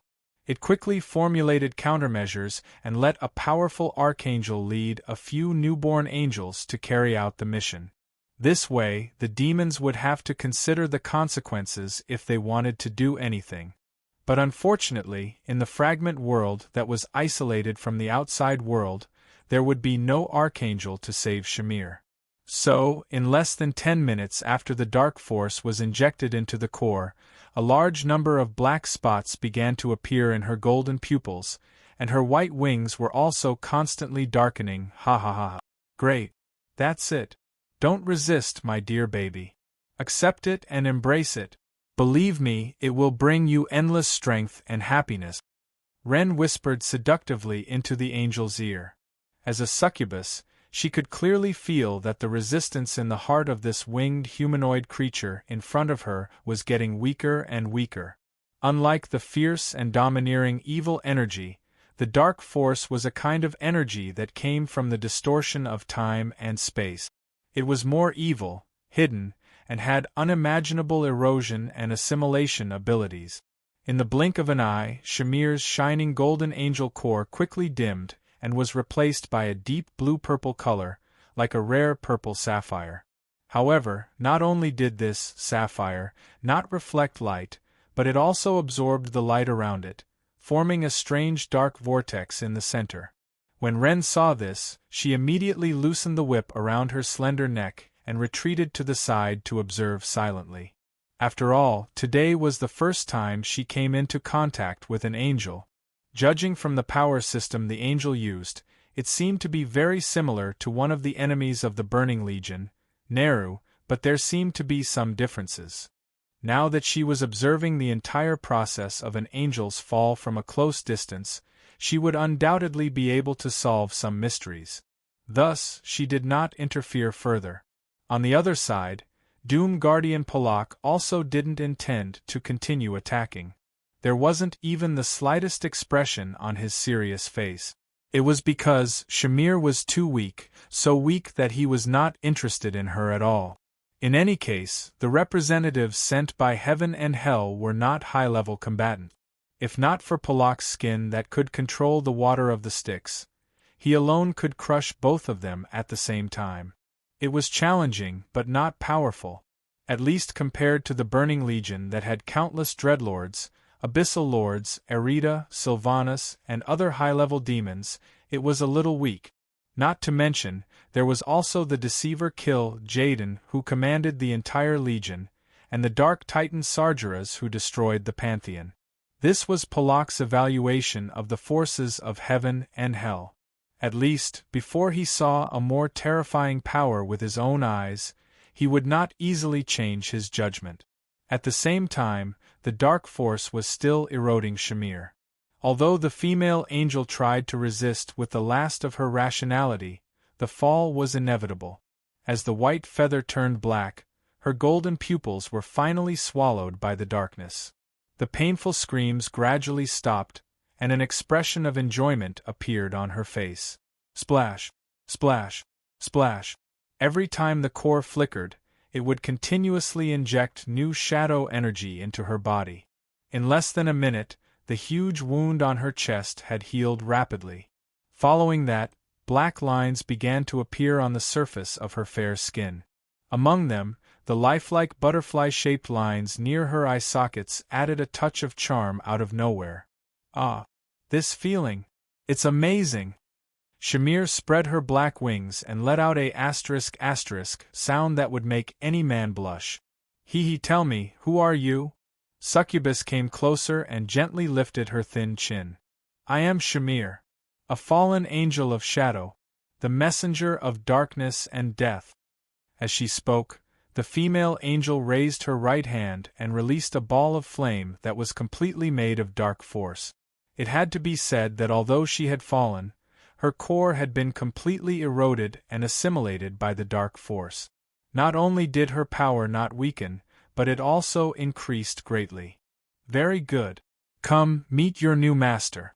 From today onwards, you are her loyal servant. Ren pulled Shamir's hand and came before Zhang Qing, who had been standing not far away for a long time. The latter first sized her up, then quickly frowned and asked, "A human? Why? Are you dissatisfied with humans?" Zhang Qing asked with a faint smile. "Idiot! Hurry up and kneel." Succubus lashed out with his whip. Slap! A bloodstain suddenly appeared on the fallen angel's slender thigh. "Don't be so rough. She just wants to see my power." Zhang Qing raised his hand to stop Ren from lashing out. He lowered his head and took off his contact lenses, revealing his demonic eye that was emitting a terrifying green light. In an instant, an indescribable evil began to spread in all directions. Fear, trembling, despair. Shamir only felt as if she had been immobilized. Her brain had completely lost control of her body. In the end, she knelt on the ground with a plop, her eyes filled with horror. She never thought that a mere human would have such a terrifying eye. It was as if it had directly pierced through her soul, injecting fear and evil into the depths of her soul. After the contact lenses covered the demonic eye again, She, who had regained her ability to move, immediately grabbed Zhang Cheng's right hand and deeply kissed one of the magic rings on the back of his hand. "I apologize for my rudeness, master. From today onwards, I am your most loyal servant." Chapter 405. Someone once said that the way to win was to be one step ahead, then step by step, and finally leave the opponent far behind. Although Zhang Qing could not fully understand the profound meaning of this sentence for the time being, he also knew how to use all the available resources around him to give a big gift to the real enemy that was about to arrive. And Shamir was the most crucial part of this plan. No one knew what order he gave to the fallen angel. They only knew that when Shamir left, with the help of the magic potion, she had already recovered her white wings and golden pupils. Except for a trace of arrogance between her eyebrows from time to time, everything was no different from before she fell. As for the long sword made of metal unique to heaven, after being tempered by the evil fire, it became 2 short swords, or daggers, about 50 centimeters long and engraved with demonic runes. Any unlucky person who was stabbed or cut would be continuously burned by the evil fire. The pain was not something that ordinary people could endure. What was more frightening was that with the help of the 20 connected demonic runes, the dark energy would also enter the opponent's body, like a gangrene attached to the bone, and have an irreversible negative impact on the will. For example, the heart would become darker and darker, and the way of thinking would become more and more selfish. All kinds of desires that were usually suppressed would sprout out of the ground like bamboo shoots after a rain. It could be said that the original design concept of these 2 short weapons was not for direct combat, but for launching a sudden sneak attack to inject more dark energy into the core of the angel.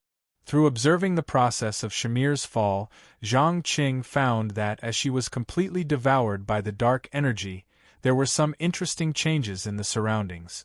For example, the mysterious energy that originally filled the air suddenly had a little bit of dark energy. Although it was just a little bit, it was an incredible surprise for him.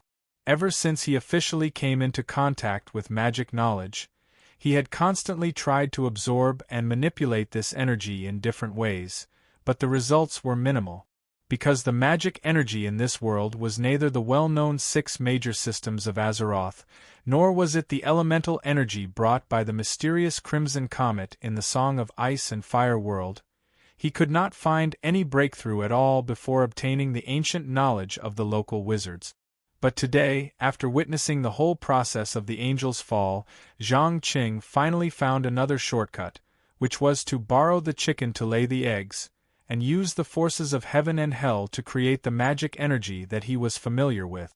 As everyone knew, whether it was the dark energy or the dark energy, they were not energy systems that were born out of thin air. One of them came from the deepest part of the distorted space and time to pollute the astral soul, and the other was a new system born from the Dark Titan's terrifying power to forcibly distort and pollute other energy. No matter which one of them, they had the terrifying attribute of devouring and changing other energy to strengthen themselves. If he used dark energy to transform the demons of hell and used shadow to create a large number of fallen angels, wouldn't this world gradually to become interesting? In addition, as the source of the 2 types of energy, be it Zhang Qing himself, the Doom Guards, or the Succubi, they would all obtain unimaginable benefits from this infiltration. The most intuitive thing was that when the concentration of dark energy and dark energy in the air increased, they would inevitably become more and more powerful, especially the 2 demons of the Burning Legion. They might even evolve into terrifying demon kings like Archimonde and Kill Jaden. Of course, it was still a little too early to think about this now. Zhang Qing needed to get through the current crisis first. After watching the fallen angels disappear into the horizon, Jesse Livermore, who had been holding back for a long time, could not help but ask, "Boss, who are they? Are they your newly recruited knights?" They. Zhang Qing glanced at the Apocalypse Guard and Succubus, who were disguised as humans, and replied with a smile, "No, they are not knights. They are just my servants." "Servants? Damn it. Why didn't I know you had such terrifying servants? Also, how did they come in? This is a fragment world. Jesse obviously did not believe a word of what he had just said. Relax. Everyone has their own little secrets, and I am no exception. Well, don't ask too much. I will tell you what you need to know, but there are some things you'd better not ask and not know too much. This is good for both of us, isn't it? After saying that, Zhang Qing ignored the slightly neurotic young lady and walked to Bram, who had no intact skin on his body. How does it feel to be crushed by absolute power? It sucks. I never knew that an angel's ability could restrain my bloodline so much. Bram struggled to get up from the ground but failed in the end. The terrifying light beam had not only burned his skin but also part of his muscle tissue. Even the regenerative ability that he was proud of had been restrained to a certain extent. Then tell me, do you crave power? Even if it is full of destruction and tyranny? Zhang Qing tempted with a smile. Although the other party was only a human suspected of having the bloodline of hell, he still wanted to know what kind of interesting changes would occur after injecting dark energy. The more knowledge and power he grasped, the more he understood why so many powerful mages eventually embraced darkness, evil, and death. Because no matter which path it was, the final destination belonged to the forbidden domain. It was the supreme truth that transcended life and death, the soul and the gods. This process required a large number of experiments that were insane in the eyes of ordinary people. It required the deaths of hundreds of thousands, millions, or even tens of millions of people as the price. The so-called human nature, emotions, and conscience were just beautiful scenery on the journey. They might stop for a short while to appreciate it, but not long after, they would abandon them and continue on their journey. For a person who desired to surpass everything, nothing could stop them except for their own death. Without a doubt, Bram felt this from Angeli's deep eyes. He opened his mouth and laughed maniacally. Ha ha ha ha ha. My lord, are you trying to do some terrible transformation on me? That's right. After all, you are too weak. So weak that you can't even deal with an angel. How can you complete the mission I gave you? Zhang Qing gave an affirmative answer. If that's the case, then what are you waiting for? Let's get started. Compared to being weak and pathetic now, I'd rather be devoured by a powerful and evil force. Bram unexpectedly did not refuse. Instead, he chose to accept it. Palak, give him a seed of dark energy. Zhang Qing pursed his lips into a playful smile and beckoned to the demon guard not far away. The demon guard did not say a word. He stretched out his finger and gently tapped on Bram's chest. Instantly, a dazzling green light was injected into the heart. In the blink of an eye, the light spread throughout the body along with the blood through the madly beating heart. Chapter 406. In less than 5 minutes, this man, who had no intact skin on his body, began to undergo astonishing changes. First, the color of his blood. Due to the injection of dark energy, part of his blood turned from red to green, while the other part maintained its original color. As a result, the two mixed together, causing his muscles to show an abnormal dark purple color. Secondly, due to the dark energy activating part of his bloodline power, many parts of his body, such as his shoulders and arms, showed signs of demonization.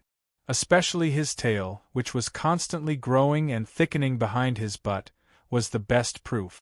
Finally, and most importantly, the color of his pupils was constantly switching between pale yellow and dark green.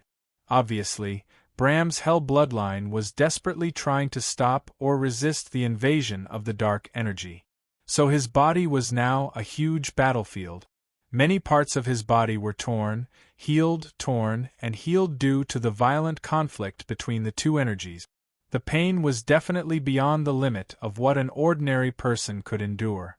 Looking at the frantically struggling Bram, Jessie subconsciously shuddered. She muttered to herself in a voice that only she could hear, "Oh, God! This is just too scary. I hope he can survive. Hee hee, little cutie. Do you want me to give you a seat of power? I guarantee that the entire process will not be painful at all. On the contrary, you will experience extreme happiness. The succubus Rains had appeared behind her at some point and was whispering seductively into the young lady's ear. Me? No, thank you, beautiful. Also, I like men, not women, so please keep a safe distance. Jessie shuddered and hurriedly backed away, staring at the other party with a vigilant look. Because in that moment, she could clearly feel her heart beating faster. It was as if she had returned to the first time she kissed her first boyfriend when she was 15 years old. Although she didn't know exactly what had happened, she knew that this was definitely not normal, especially for someone like her who was straight. Relax, I also like men, but that doesn't affect me liking women at the same time, right? Trust me, gender is never the most important thing. What's important is the pleasure, the process of enjoyment. Ren used her magical voice to distract Jessie as she quietly closed the distance between them, trying to use a seductive kiss to get the girl in front of her. There was no doubt that she, who had tasted the sweetness of it, desired to inject more shadow energy into the bodies of more people. When the amount exceeded a certain number, she would truly be the Shadow Queen. Unfortunately, just as their lips were about to touch, Zhang Qing suddenly stopped them. Enough. Don't touch her. Shadow isn't the most suitable power for her. Damn it. Consider yourself lucky. Without any hesitation, Succubus immediately gave up on charming Jessie. The latter immediately came to his senses and shouted in horror, You controlled my thoughts. Humph. Ren curled her lips in disdain. She had no intention of explaining. Perhaps in her eyes, Jessie was just a lowly mortal. Since he could not be used as a tool, he naturally had no value. Demons had never been kind to things that had no value. Not killing them was already the embodiment of extreme benevolence. Do you think he has a chance to absorb the dark energy? Zhang Qing ignored the young lady, who was at a loss as to what to do, and turned around to ask Pollock. The Apocalypse Sentinel hesitated for a moment with a blank expression before shaking his head. It's hard to say. From a physical point of view, he should be able to withstand the violent power of the dark energy. But I'm not sure if his mind can withstand such immense pain. You should know that even if it's a sorcerer, nearly 2/3 of them will give up on the first contact with the dark energy. Yes, there's a price to pay to obtain power. The more powerful the power, the heavier the price to be paid. Forget it. Looking at his condition, I'm afraid there won't be any results for at least a few hours. Let's do something else first. Zhang Qing sighed. What are you going to do next? Pollock asked with great interest. Of course, to hunt the Flame Queen. When Shamir starts killing in the image of an angel, those lords will definitely notice that there's a problem with the war game. By then, they will definitely choose to gather together to discuss countermeasures. What we need to do is to use the time difference to gather the most powerful colors in this fragment world. After saying that, Zhang Cheng's eyes flashed with undisguised mockery. Because from this moment on, everyone, including Catherine, the desire which would become his chess pieces and cannon fodder against a powerful enemy. The feeling of holding the fate of others in the palm of his hand was like a deadly poison. It was pleasurable and addictive. Understood. Ugh. What about this little thing? Kill it? Pollock lowered his head and glanced at the ball-shaped black furry creature at his feet. Meow? Furball seemed to have noticed the terrifying power of the Apocalypse Sentinel and was so frightened that it immediately let out a nervous cry. What is this? A cat? Zhang Qing grabbed Furball in his hand and kneaded it. After a while, he discovered that this interesting creature was not a cat at all, but it was even more interesting than a cat. People often said that cats were actually a kind of liquid because no matter how small the space or container, they would stuff themselves into it. However, this little animal was more liquid than a cat. To be exact, it did not have a fixed form at all. It could be stretched, squashed, enlarged, and shrunk as it wished. It would not bleed even if it was pierced by sharp weapons, and would heal itself in a few seconds. Moreover, it did not have a temper and would not get angry no matter how one played with it.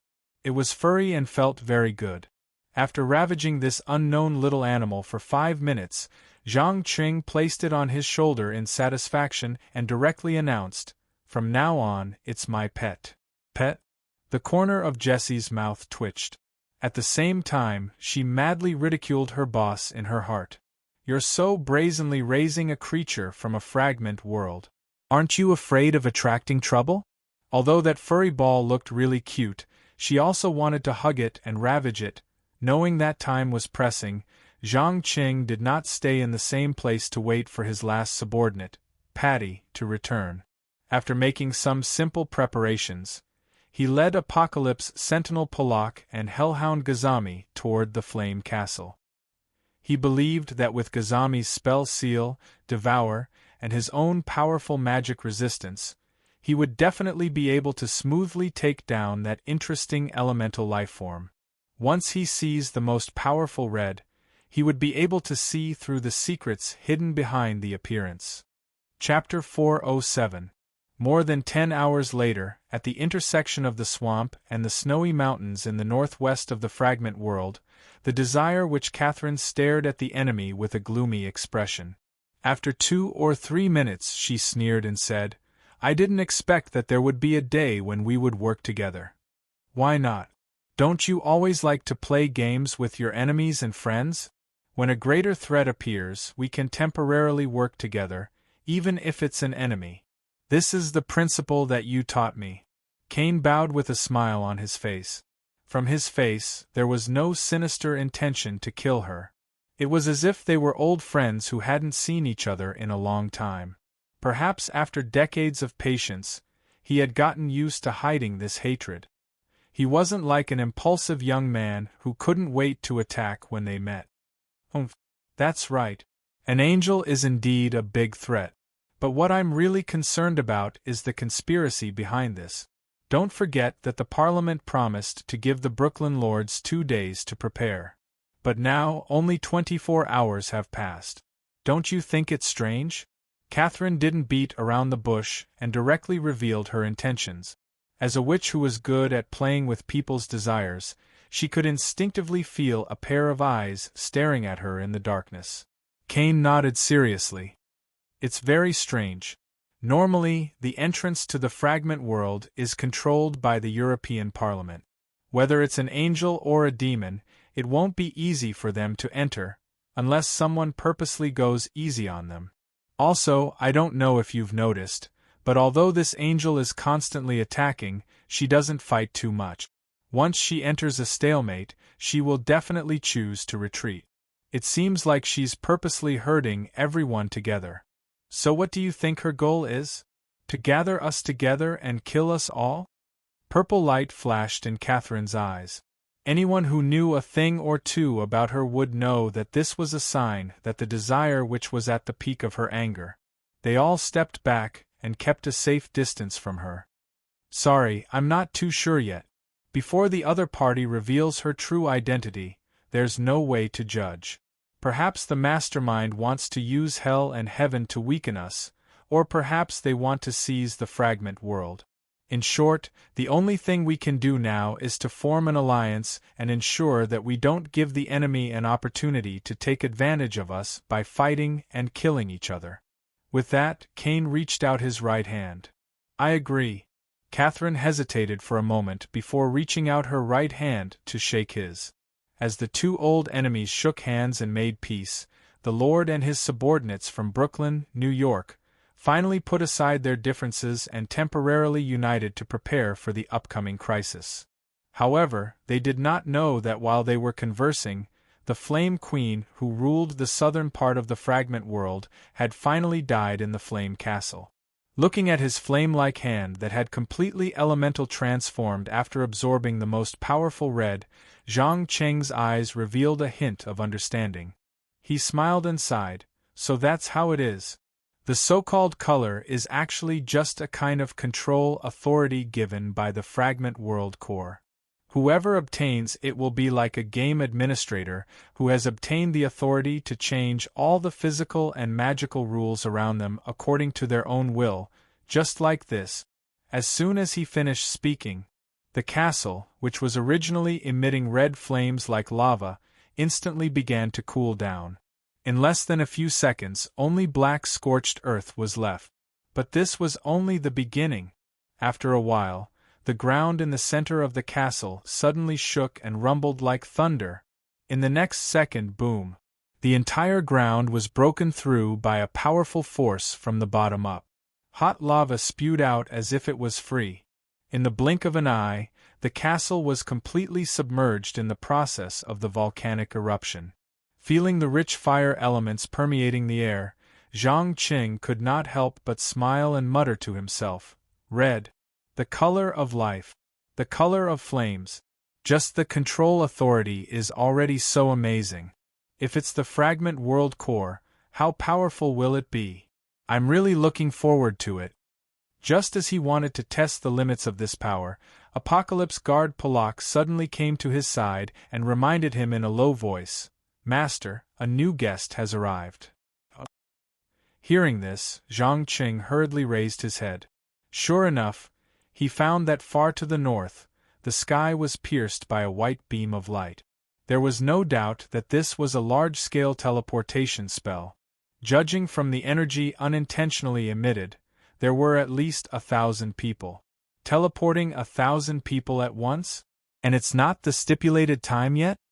He instantly realized that this was most likely a guy hiding in the dark who could not help but take action in advance. Thus, he immediately stood up and instructed the Apocalypse Guard, "Let's go and take a look." "Just the two of us?" Polak was obviously stunned. As for the Hellhound and the black fur ball at the side, he simply ignored them. "Don't worry, we're just going to take a look. Believe me, some people can't sit still anymore. They'll complete the first test for me." As the last word fell, Zhang Qing raised his hand and snapped his fingers. Two wings completely composed of flames grew out of thin air and brought him and his subordinates to the location of the incident. In less than 15 minutes, the 2 men and 1 dog arrived at the periphery of the teleportation beam of light. On the open grassland, there were densely packed groups of people looking for their prearranged teammates. They did not look like they were in the same group. However, among these people of different appearances, there was a strange young man wearing a white monk's robe who stood motionless in the same place. His left hand pressed on a huge coffin, and a cold smile appeared on his pale face. Fortunately, there were always many strange people in the underground world, so his abnormality did not arouse too many people's vigilance. However, in Zhang Cheng's eyes, the terrifying death energy emitted by the coffin was simply like boiling water, constantly spreading in all directions. Before he recovered from his shock, the young man wearing the white monk's robe suddenly opened his mouth and chanted in Latin, "God of death, the ruler from the underworld, the reaper of mortal souls, I beg you to kill all the enemies." "As you wish." After a deep, hoarse, and chilling voice reverberated in the air, the coffin suddenly released dense black smoke. Immediately after, a void figure holding a huge scythe and wearing a tattered black robe appeared out of thin air in front of everyone. It did not even say a word of nonsense and directly waved the ferocious and terrifying weapon in its hand.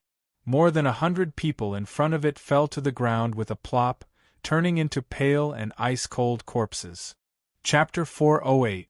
Soul Attack? Polak's pupils constricted. As a mid-level commander of the Burning Legion, he had been through hundreds of battles and was never afraid of powerful opponents, even the heroes and demigods of Azeroth who had humiliated the Burning Legion.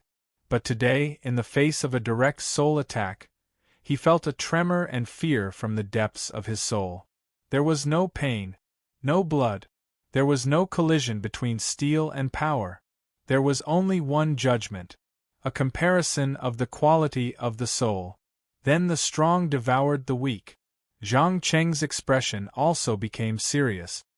He lowered his voice and explained, "No, it's not just a soul attack, there's also the power of death. What's in that coffin? I'm afraid it's not ordinary. You mean God? The Doom Sentinel's tone was full of uncertainty. After conquering countless worlds with the Burning Legion, he had seen at least a few hundred gods, and the difference in strength was like heaven and earth. Among them, the powerful ones were like the titans of the pantheon, who could easily destroy a world with a wave of their hand. The weak ones were even weaker than the demigods of Azeroth. The only thing he could be sure of was that all life forms that were called gods often had extremely strong vitality and absolute control in certain areas. For example, the king of the forest, Cenarius, could awaken the Treants and use thorny vines to restrict the movement of his enemies. He could even draw magic from nature and release the rain of tranquility that could heal all wound. It could be said that as long as there was a large forest around him, he would have inexhaustible power. I don't know, let's observe for a while first. Zhang Qing shook his head noncommittally. He didn't think that the black shadow carrying a huge scythe was the legendary Grim Reaper, even if it looked very similar to the Grim Reaper in the Western world. Because according to the historical process, the classic image of the Grim Reaper with a scythe was first born in the 13th tarot card, corresponding to the astrological sign Pluto. And the tarot cards were not born in the mythological era. According to the records of the underground world, it should have been learned from somewhere in Egypt by the wandering gypsies in the Middle Ages. This also meant that the classic image of the Grim Reaper was unlikely to be a true god. If nothing unexpected happened, it should be an undead life form created by powerful necromancy magic. Just as his mind was filled with all kinds of questions, the young man in the white monk's robe suddenly raised his hands and laughed wildly to the terrified crowd. Ha ha ha ha! Feel death. Embrace death. Life is short. Only death was eternal. Offer your life and soul. I need an army of undead. Damn it. Kill this lunatic. That's right. Don't be afraid. He's alone. Kill. All of a sudden, the underground world's residents, who were used to massacres and deaths, picked up their weapons and attacked this bastard who had killed over 100 people in an instant. In particular, a middle-aged man wearing the badge of the Adepts Association quickly formed a massive magic array beneath his feet. Immediately afterward, one bird after another made entirely of flames emerged from the magic array and flew toward the target.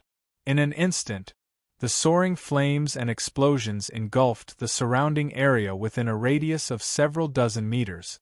Boom, boom, boom. Every time a bird completed a collision, it would produce a violent explosion and flames. It was just like high explosives. However, when the dust in the air gradually dispersed, everyone was surprised to find that the young man was completely unharmed under such a violent explosion. To be precise, it was a shield made of pale white bones that defended against the explosion and flames. At this moment, he stood on the spot with a dangerous smile on his face and lightly knocked on the black coffin. The next second, bang! The thick and heavy bone shield exploded on the spot. Countless sharp bones were like arrows released from a bow, drawing a beautiful parabola in the sky and then directly enveloping the people within a radius of 100 meters. Not good. Dodge. A woman in her 30s seemed to have noticed something and immediately shouted to warn her companions around her. Unfortunately, she shouted too late. In the blink of an eye, arrows made of sharp bones rained down from the sky, bringing pain and death. Leg. My leg. F***CK. There's a curse on these bones. No. I don't want to die. Save me.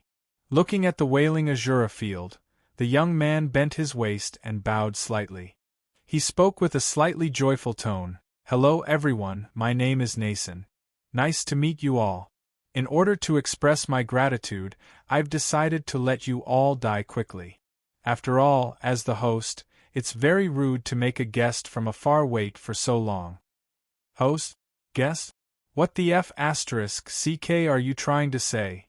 The werewolf, whose abdomen had been pierced by two thick leg bones, struggled and questioned loudly. I hate boorish beasts. Goodbye. The young man who called himself Nason did not even look at the werewolf.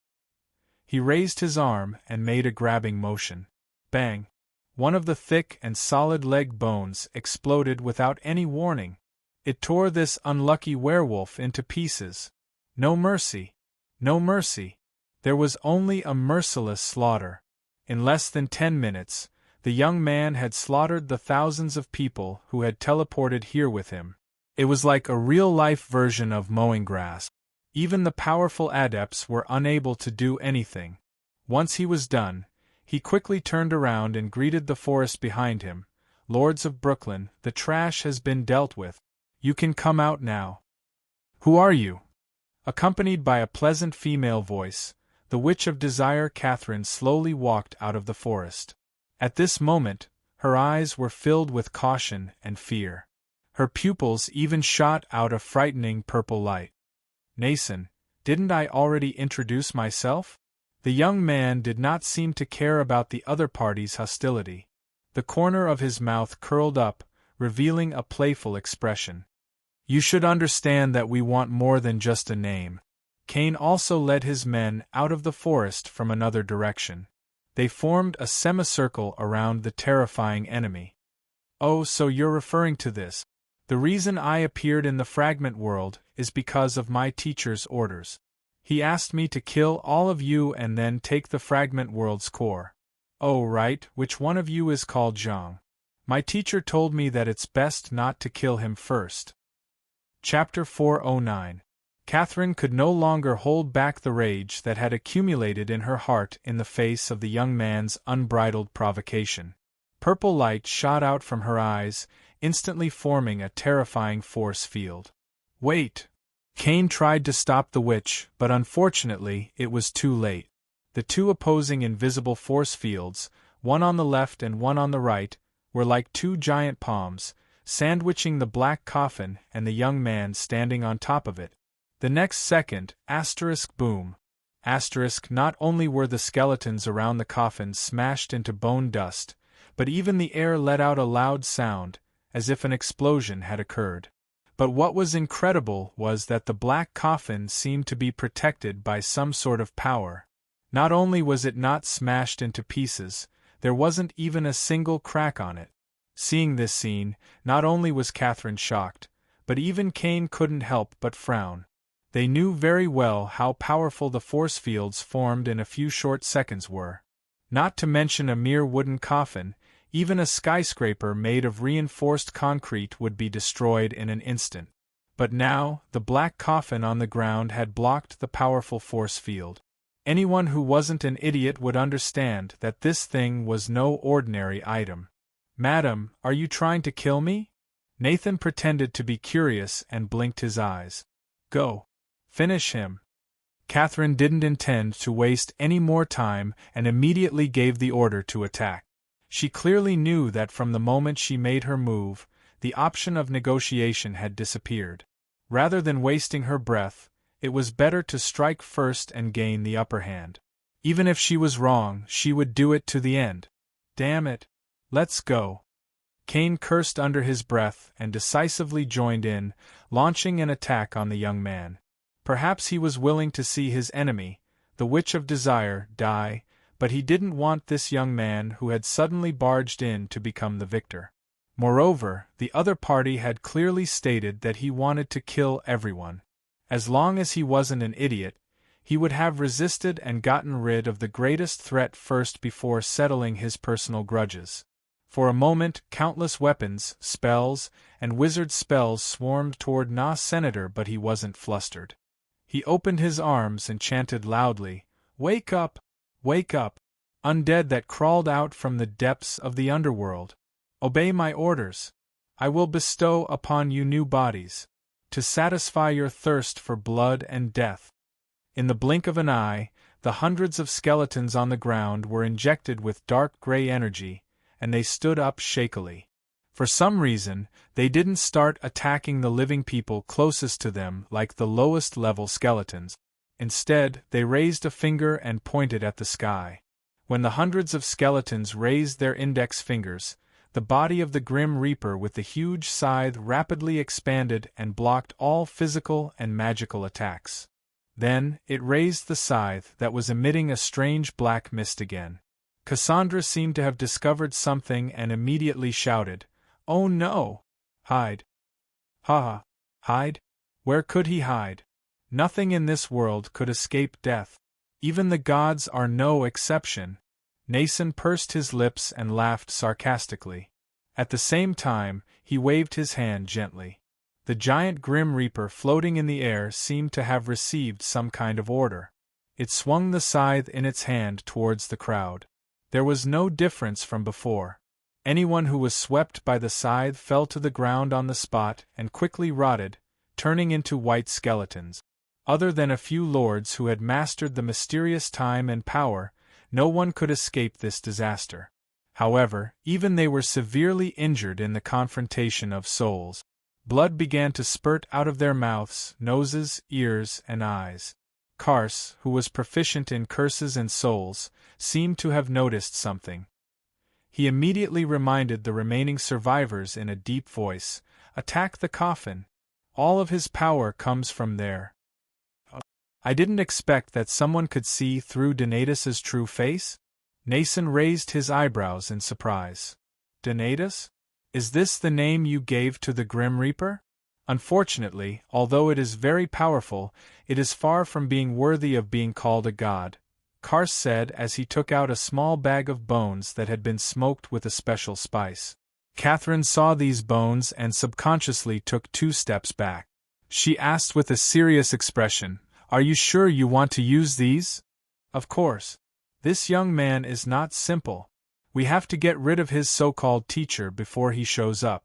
After saying that, Karse carefully threw the bones into the air, closed his eyes, and began to chant. After about a minute or two, all the bones began to emit different colors of light. Then, these bones made strange sounds and gradually pieced together to form 5 voodoo dolls of different shape. As they were pieced together from bones, their appearance was quite terrifying. Moreover, from time to time, they would emit eerie cries and laughter. These sounds seemed to have magic, making everyone who heard it involuntarily start laughing or crying bitterly. There were a few unlucky people who were closer to them. Soon, they kept trembling in crazy laughter and crying. In the end, their souls left their bodies and were devoured by the dolls. "Retreat. Everyone, retreat quickly." Cassandra undoubtedly felt the powerful curse nurtured within the voodoo dolls. She called her allies to a safe distance away. At the same time, the resurrected skeletons near the black coffin seemed to be affected by the voodoo dolls. Their bodies trembled violently, and then they began to fall down in group.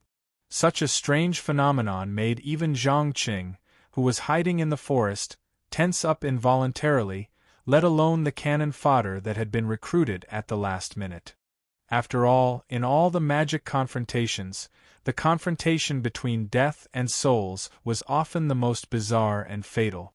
No matter which side was the slightest bit careless, they would immediately fall into the abyss and be taken away by the victor. Even death would be a luxury. As a mage, he could clearly see that the voodoo dolls that Karse had summoned contained a curse that was almost tangible. It was the accumulation of resentment accumulated by thousands of living people who had died unnaturally. If it was thrown into the reservoir of a city, it would cause the death of all the residents in the city within a few days. But Nason's trump card was not weak either. If he guessed correctly, the black coffin was likely to contain a relic of a god related to death. It could be a part of the body, or it could be a used utensil. In short, this thing contained the authority of death, which was why it could give an undead, unimaginably terrifying power. Chapter 410. Interesting. But do you think you can kill me with the hatred and curses of these ordinary people? Watching the skeletons that came back from the dead fall one by one, Nason did not show the slightest bit of panic. Instead, he showed an expression of interest. There seemed to be no fear in his dictionary at all, allowing the voodoo doll to inject the terrifying curse into his soul. "Humph. You're very arrogant, young man.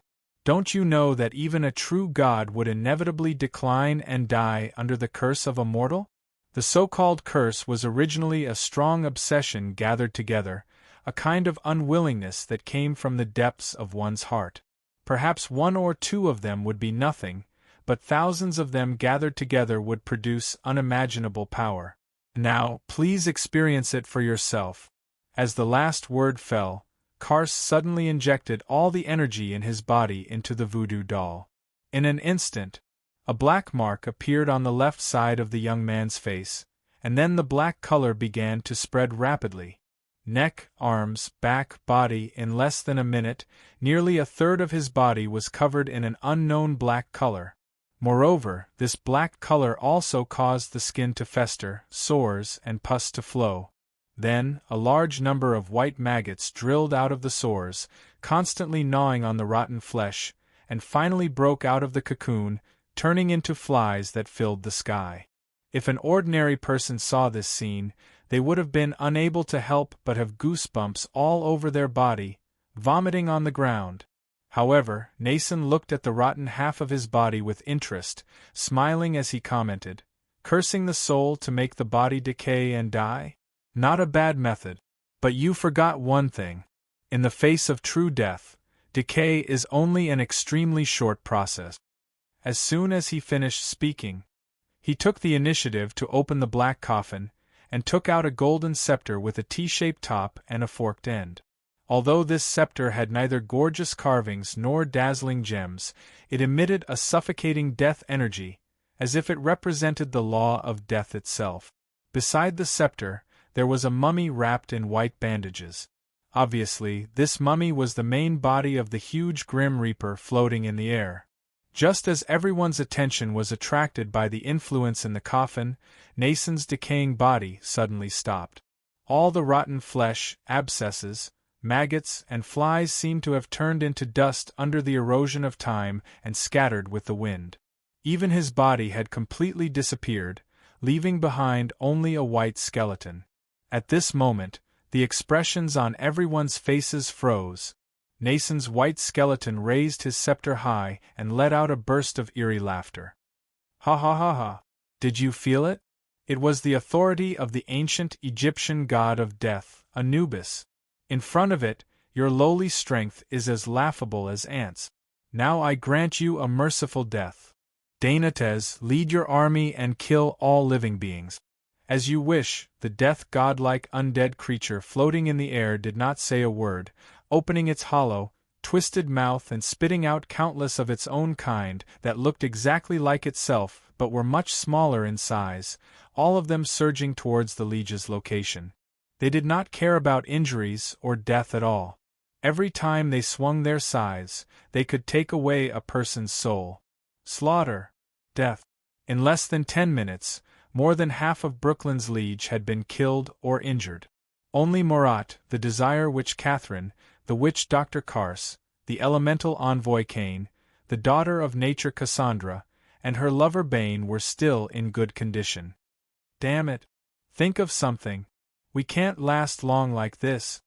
Bane, who was possessed by the spirit of the Great Bear, gritted his teeth and complained after slapping a small death god away. "Catherine, why don't you try to arouse his desire?" Cassandra asked her old rival without turning her head. The latter rolled her eyes and replied, "Idiot! He has already embraced death. What desire do you think a dead person has? Moreover, he has Anubis' scepter in his hand. Although I don't think it's real, even if it's a fake, it's not easy to deal with. Ladies, don't argue. I think it's time for us to abandon our prejudices and take out our real trump card. To show our sincerity, let's start with me." With that said, Cain took out several bottles of casting media from his pocket and sprinkled them into the sky. Accompanied by a low chant, a fireball that emitted intense light and heat like the sun quickly appeared in the sky out of thin air. It was more than 50 meters in diameter, and the surface constantly spewed out gorgeous flames, just like a solar prominence. Catherine saw this scene and her pupils shrank violently. She muttered to herself in disbelief, "Nuclear fusion? You're actually trying to simulate the creation of a small sun. That's right. You know, for this, I specially went to study for a master's degree in nuclear physics. But until today, I still can't control it very well. And whether it's the temperature or the explosive power, it's far inferior to the real sun. In addition, I suggest you put up a protective force field and close your eyes. Otherwise, it's very likely that you'll go blind. With that, Kane raised his right hand and snapped his fingers. The next second, a golden fireball fell from the sky. Boom! Instantly, the whole world was shrouded in white light. No one knew how long it took, maybe it was a few seconds, maybe it was a few minutes, in short, when the white light completely disappeared, only a huge deep pit was left where the fireball fell. The surrounding soil and stones were all turned into gravel. There were even pieces of translucent crystals in the center. It was as if a nuclear bomb was detonated. But the range was obviously not as large as a real nuclear weapon. The shock wave completely lost its destructive power when it reached a diameter of about 250 meters. Looking at the messy center of the explosion, Kars immediately frowned and asked, "He's dead?" "No. No. Be careful." Cassandra, who had always been very sensitive to life and death, immediately warned. But just when Kars turned around and wanted to say something, a huge black shadow suddenly appeared out of thin air and directly beheaded him on the spot with a scythe. Poof! Dazzling blood suddenly spurted several meters from the neck, and then the head rolled to the ground. With just a single strike, this powerful witch doctor had become a headless corpse. Chapter 4:11. In just a short moment, 2 more people had been killed. Most importantly, be it Kane or Catherine, none of them had been able to find the other party's weakness. They did not even understand how this young man, who had turned into a skeleton, could survive the explosion. Did he use some kind of teleportation magic or the mysterious power of the scepter? The unknown was the source of fear. Especially when the unknown was associated with death, even the most rational person would inevitably be shaken. There was no doubt that Kane was such a person. To be precise, when he saw with his own eyes that the trump card that he had kept for many years was useless, his psychological defense was struggling on the verge of collapse. Now that he saw that even a powerful lich like Karsi was easily killed, he finally couldn't help but abandon his so-called allies and run into the depths of the forest. Obviously, he had lost the confidence to defeat the enemy, so he chose to retreat. "Damn it! Come back!" Cassandra shouted when she saw Kane running away. She simply couldn't believe that the old man, who was usually so confident in his victory, was acting so unbearably now. "Run! Run! Be reaped by the scythe of the Grim Reaper in fear and trembling. I look forward to the taste of your soul." Nason shouted excitedly as he followed closely behind. He was ready to get rid of this enemy who was a strong threat to him. But before he could stab the golden scepter into Kane's back, the sky was suddenly covered by a huge shadow. The next second, boom! Dragon flames mixed with arcane energy fell from the sky and shrouded the area within a radius of more than 10 meters. The fierce burning and explosion turned the entire area into a purgatory. A giant dragon with a body length of more than 40 meters had just finished a dive and landed steadily on the ground. Needless to say, it was the mystic dragon that had just been summoned from the Song of Ice and Fire world, Kolokelba. Compared to the last time they met, this little fellow had grown a little. Moreover, the scales all over its body had become thicker, harder, and translucent, emitting an enchanting violet glow. From afar it looked like a pile of priceless gems. Dragon? Leopard Man Morat's face was filled with disbelief. Not only him, but the other survivors around had similar reactions. After all, on this earth, dragons were a product of the mythological era. According to records, the last one should have died around the 1st century AD. In other words, there were no longer any powerful and mysterious magical creatures like dragons on Earth. There were only some life forms that had inherited the bloodline of dragons. But now, a genuine dragon had appeared before their eyes. It was inevitable that everyone would be excited and nervous. When Cain, who had luckily dodged the attack, turned around and stared at the prehistoric behemoth that had fallen on the ground, Nason, who was holding a scepter, suddenly rushed out from the raging flame and laughed out loud. Ha ha ha ha! Awesome! A dragon! A real dragon! I want to kill it! Turn into a death dragon! This is a great undertaking that even Teacher couldn't accomplish. He was no longer as calm as before. Not only was his monk's robe burnt, but his bones were also covered in burn marks. However, he still maintained a mental state that was close to madness. I'm sorry, this is my dragon. You can't do anything without my permission. As soon as he finished speaking, Zhang Qing flashed to Nason's side. He held up a rune that was constantly flashing with golden light and asked softly, "Do you know about holy light?" Holy light? Nason repeated subconsciously. Yes. Holy light. It's an extremely pure and extreme energy. It's said that it's the natural enemy of the undead.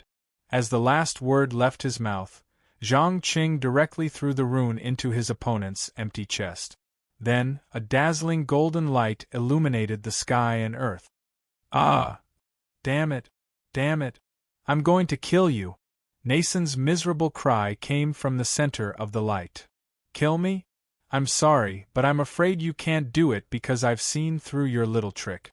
Kolo Kelba, Dragon's Breath. Zhang Qing sneered and gave the order to attack. Roar! The giant dragon did not hesitate. It immediately opened its bloody mouth and spat out a fatal flame at the enemy's location. When the fatal spit was over, Nason somehow returned to his original appearance. However, his whole body was severely burned. He asked while panting, "You? How did you find out?" Zhang Qing smiled and explained, "It's very simple.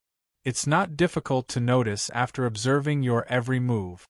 Ever since you picked up that scepter, your signs of life have completely disappeared. This means that either your body and soul have been devoured, or you've transferred your body and soul to another space or subspace. I personally believe that it's the latter." Later on, Lord Cain's full-strength attack confirmed my guess. If I didn't guess wrongly, that skeleton just now should be the medium to use this scepter, right? By controlling the skeleton, you can prevent your body from suffering any kind of damage. Even if it's destroyed, you only need to inject a little magic power to regenerate it. On the surface, it looks like you've never been hurt. However, it's a pity that the space you're in seems to be filled with the energy of death. So when you encounter the holy light, there will immediately be violent tremors and rejection. As a result, your body is forced to leave the space you're hiding in. To put it bluntly, all your power comes from that scepter, including this undead that looks like the Grim Reaper. As long as I take away the scepter, you'll be as weak as a baby. Take away my scepter. No. You can't do it at all. No one in this world can do it. Dainates. Kill him. Nason roared crazily. Okay, let's end the game here. I'm tired of your performance. In addition, compared to a real powerhouse, your actions are as laughable as a child's. After saying that, Zhang Qing raised his hand and snapped his fingers. The doomed sentinel, who had been lying in ambush beside the black coffin, suddenly raised its two-handed greatsword burning with green evil energy fire and slashed at the mummy wrapped in countless cloth strips inside. Bang! In less than a second, the mummy was burned to ashes under the merciless destruction of the evil energy fire, and it let out an ear-piercing and eerie scream. The Grim Reaper floating in the air also gradually disappeared, leaving not even a trace behind. It had to be said that before figuring out Nason's ability, Zhang Qing had once been surprised by the overwhelming power displayed by the other party. Chapter 412. A great mage once said that there was no enemy in the world that a single fireball could not deal with. If that did not work, then 2, 3 in front of the Church of the Five Fireballs, all struggles and resistance were futile.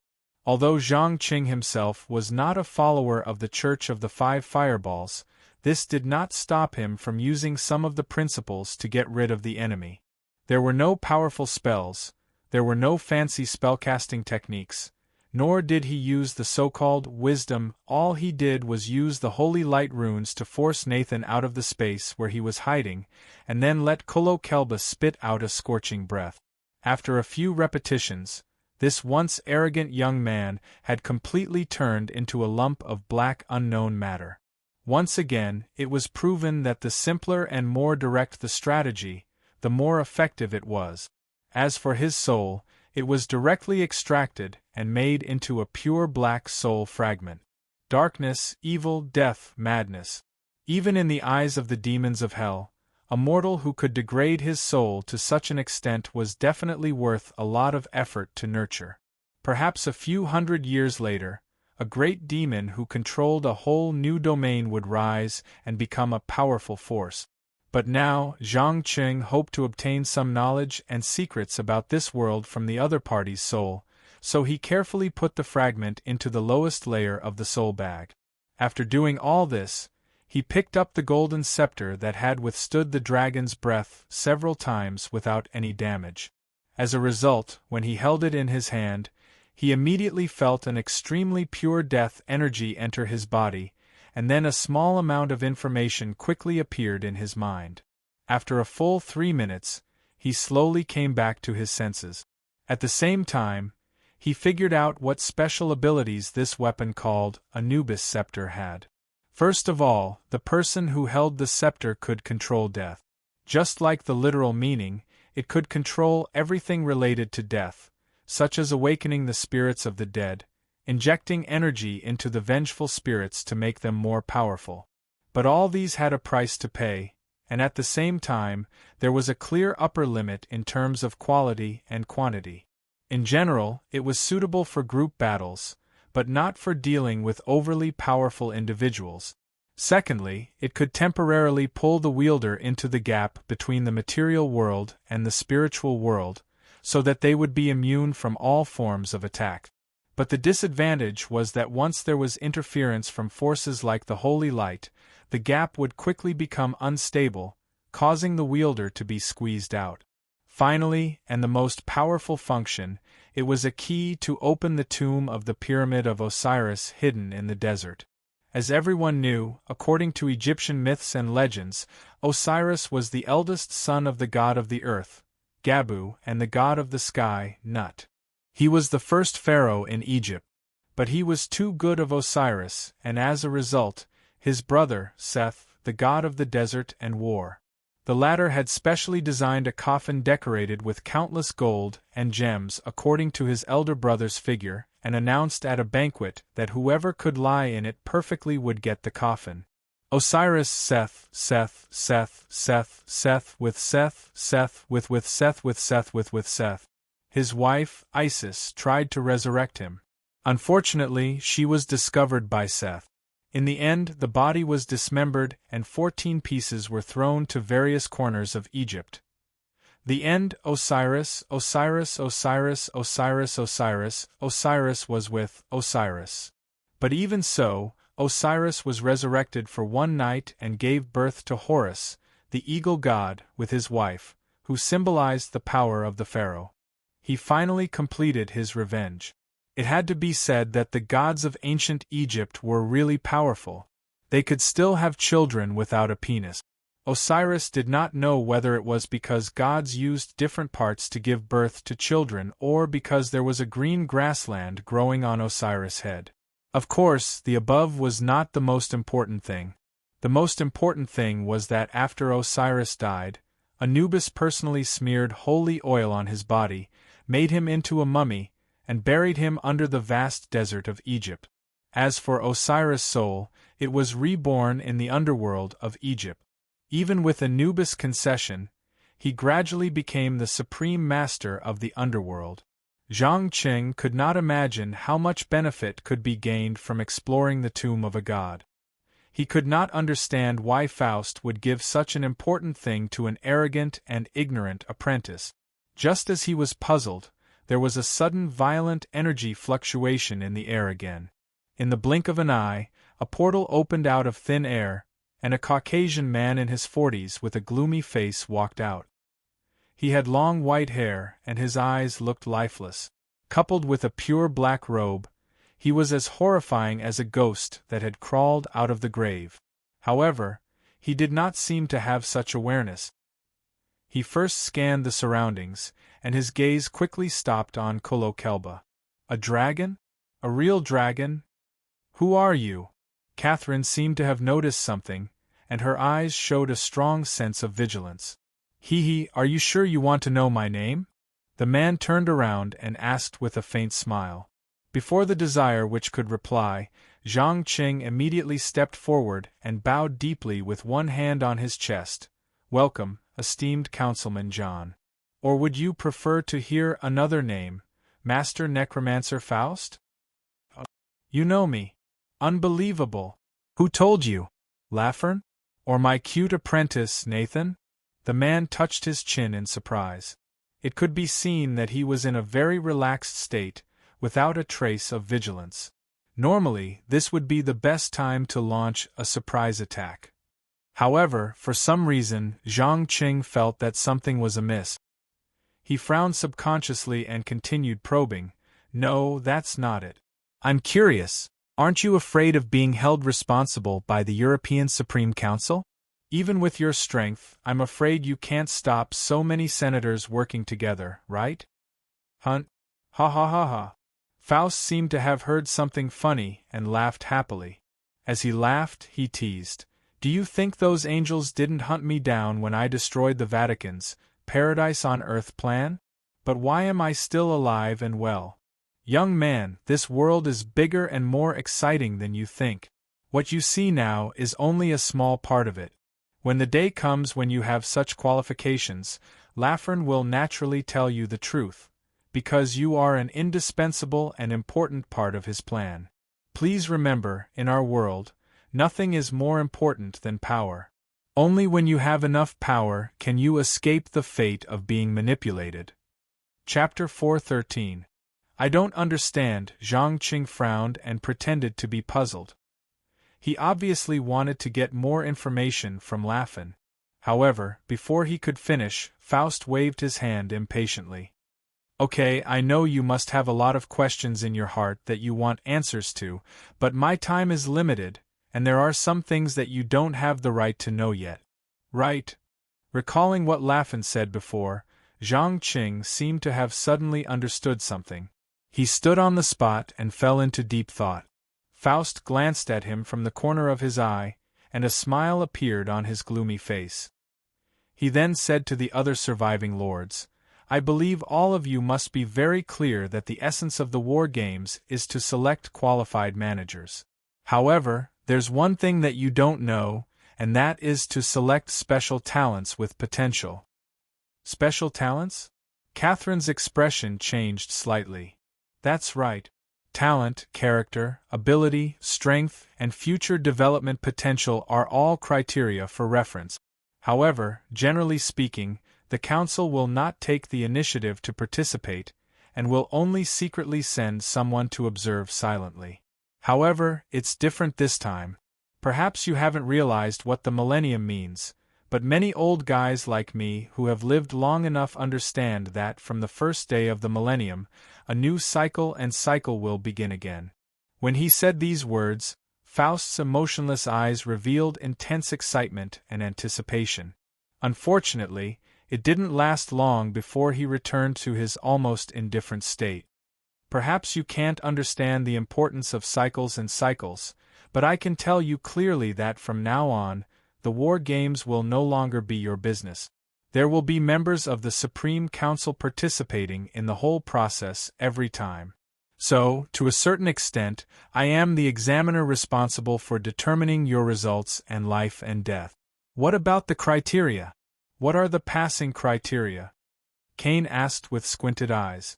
As an old man who had survived a disaster, he had completely given up on fighting for the position of a counselor. He just wanted to leave this dangerous world alive.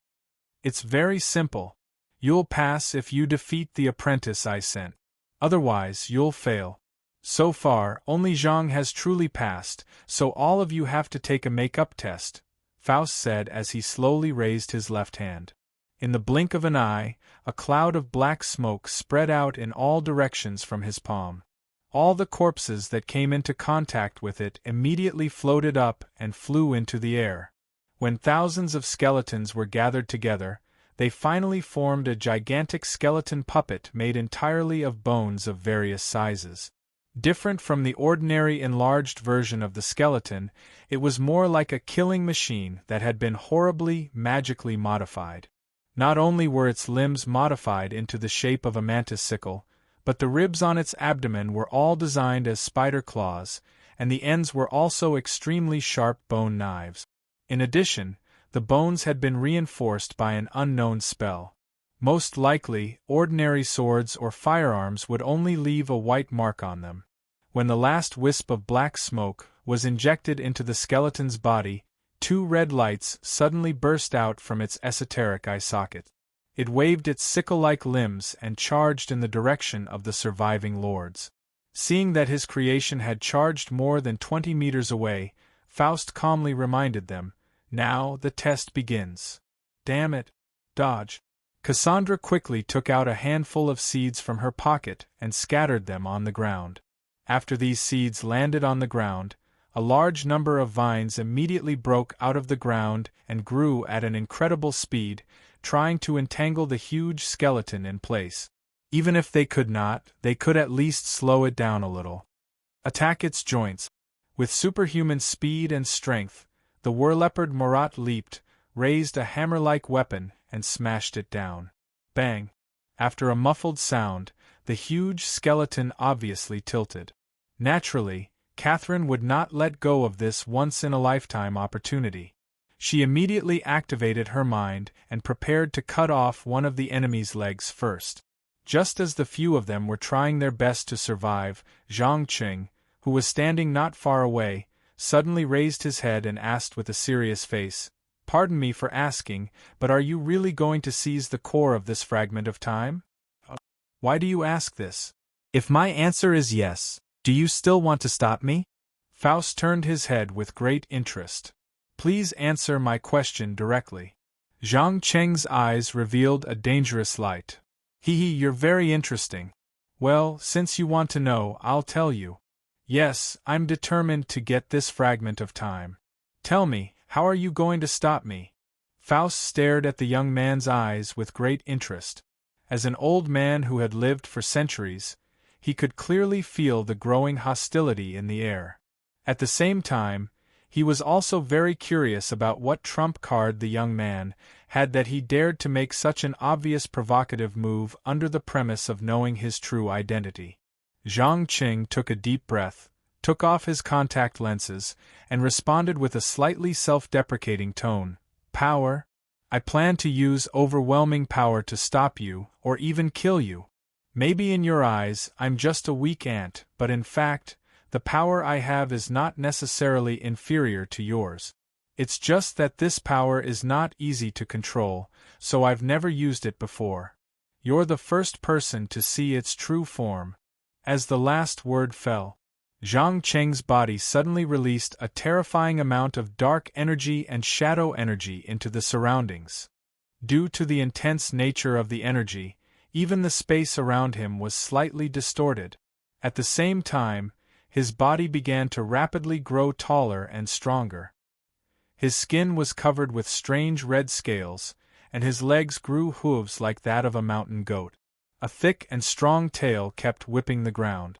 After the transformation was complete, he had completely transformed from a human into an Arita demon. Especially the energy that unintentionally burst out of his eyes, it was simply suffocating. Phew! Is this the power that can be obtained by completely releasing the seal? Is this the forbidden knowledge and magic that the Dark Titan imparted to the Arita people? Awesome! This is awesome! Ha ha ha ha ha! Zhang Qing raised his hands high and unscrupulously released the almost endless energy in his body. For a moment, the ground under his feet was distorted by the dark energy, and with a boom it shattered and green evil fire spewed out from the depths of the earth's core. There was no doubt that this fragment of world was completely contaminated by the dark energy. It would not be long before all life in this world would be completely devoured and turned into an endless stream of dark energy that would return to the body of the Arita demon. Chapter 4:14. Evil, twisted, chaotic. My God! What have you turned yourself into? Faust's pupils constricted as he stared at the terrifying power emanating from the body of the Arita demon.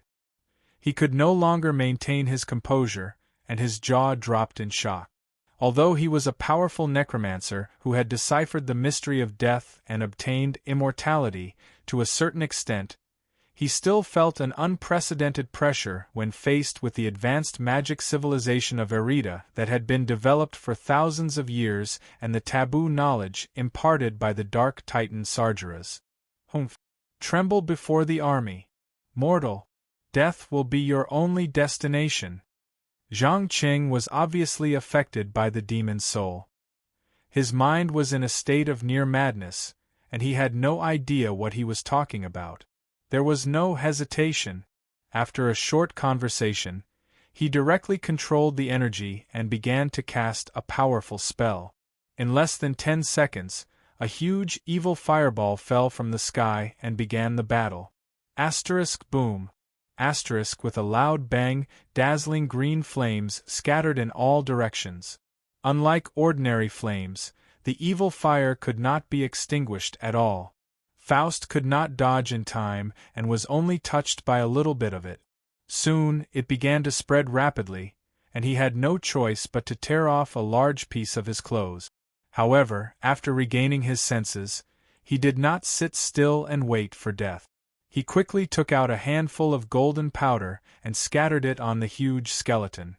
In the blink of an eye, the skeleton was plated with a layer of glittering gold. It was no longer afraid of being burned by the evil fire. It abandoned its original target and rushed towards Zhang Qing. Fool! Zhang Qing curled his lips in disdain and shot out a bubble of arcane energy from the tip of his finger. The moment the bubble came into contact with the skeleton, another loud bang reverberated in the air. Boom. The violent arcane explosion instantly pulverized everything within 10 meters of him. The huge skeleton was pushed into the air by the force of the explosion. Before it could even begin to fall, a dark shadow suddenly appeared on its forehead without any warning. Then, the huge skeleton seemed to be eroded by some kind of terrible energy and began to disintegrate in the air. When it landed, it fell apart on the spot with a crash. In a matter of seconds, Zhang Qing, who had obtained all of the demon's power, easily destroyed the giant skeleton that left the lords helpless. This was especially true for the last one, the army grasp, which could only be mastered by high-level Arita spellcasters. Its power was far beyond his imagination. As a person who longed for great power from the bottom of his heart, he had never felt so good before. It was as if every move he made had the power to destroy the world. Power! What an overwhelming power! It was filled with the power of destruction and kingship. Even though Marasa's memories and obsessions were constantly attacking his soul, he was still unwilling to give up on this terrifying power. Seeing that his creation was easily destroyed, Faust finally became serious. He narrowed his eyes and muttered to himself, "Well, it seems that I have to bring out my trump card." As the last word left his mouth, he pulled off the miniature coffin made of gray wood that hung around his neck and threw it forward. The small coffin grew bigger and bigger in the air, and finally became a huge coffin about 8 meters long and 2.5 meters wide. Bang! As soon as it landed, a huge force sent the coffin lid flying. A huge mummy wrapped in pale yellow bandages crawled out from within. It held a dagger that glowed with red light in one hand, and a thick chain with a sharp hook at the end of the chain in the other. Shadow Sting. Zhang Qing had no intention of giving the enemy a breather. He immediately raised his hands and began to guide the magical energy. In an instant, A black cylinder made entirely of shadow energy pierced out from under the mummy's feet and quickly exploded. Normally speaking, this level of damage would cause serious injuries or even death to a real giant, let alone a mummy whose body structure was already very weak. But strangely, the huge mummy did not seem to be hurt at all. It stood on the spot and trembled for a moment before swinging the chain, trying to hook its opponent with the hook. Zhang Qing, who sensed that something was wrong, frowned subconsciously. He shot out several shadow arrows in succession, trying to figure out what was going on. Faust saw this and pursed his lips, teasing, "Why, are you surprised? I admit that the power you're displaying is far beyond my expectations. But remember what I said just now. This world is much bigger and more mysterious than you think. What you've seen is only a small part of it. Take this mummy for example. Do you think it's just an undead life that was created? No, it's a real demigod body from the mythological era." Demigod. His chaotic thoughts severely affected Zhang Cheng's ability to think. After a moment of hesitation, he immediately began to cast powerful spells. Corrosion, Curse, Shadow Arrow Rain, Finger of Death, Life Siphon, Soul Burn. One after another, powerful spells were cast with an almost unlimited supply of energy. With him as the center, hundreds of meters around him were shrouded in terrifying magic. Even Cain and the others who were not far away were baptized by the aftershocks. They dodged in all directions in panic. Any careless mistake and they would die without a burial place. They could not believe that the young man who was once considered to have considerable potential actually had such terrifying power. However, what was even more unbelievable was that the gigantic mummy was still unscathed after being hit by wave after wave of spells. The yellow bandage wrapped around its body seemed to have some kind of magical power that could reflect all the spells. Boom! Another demonic fireball fell from the sky and smashed the mummy 2 steps back. Faust seemed to have noticed Zhang Cheng's abnormal state of mind. He hid behind the mummy and reminded him with a smile, "Give up. You can't destroy it. In fact, back in the Vatican, thousands of angels could not hurt it at all. You may be powerful and have spellcasting abilities that I can never reach, but on the path of death, I'm farther than you. Before you comprehend the true meaning of death, my creations are invincible to you."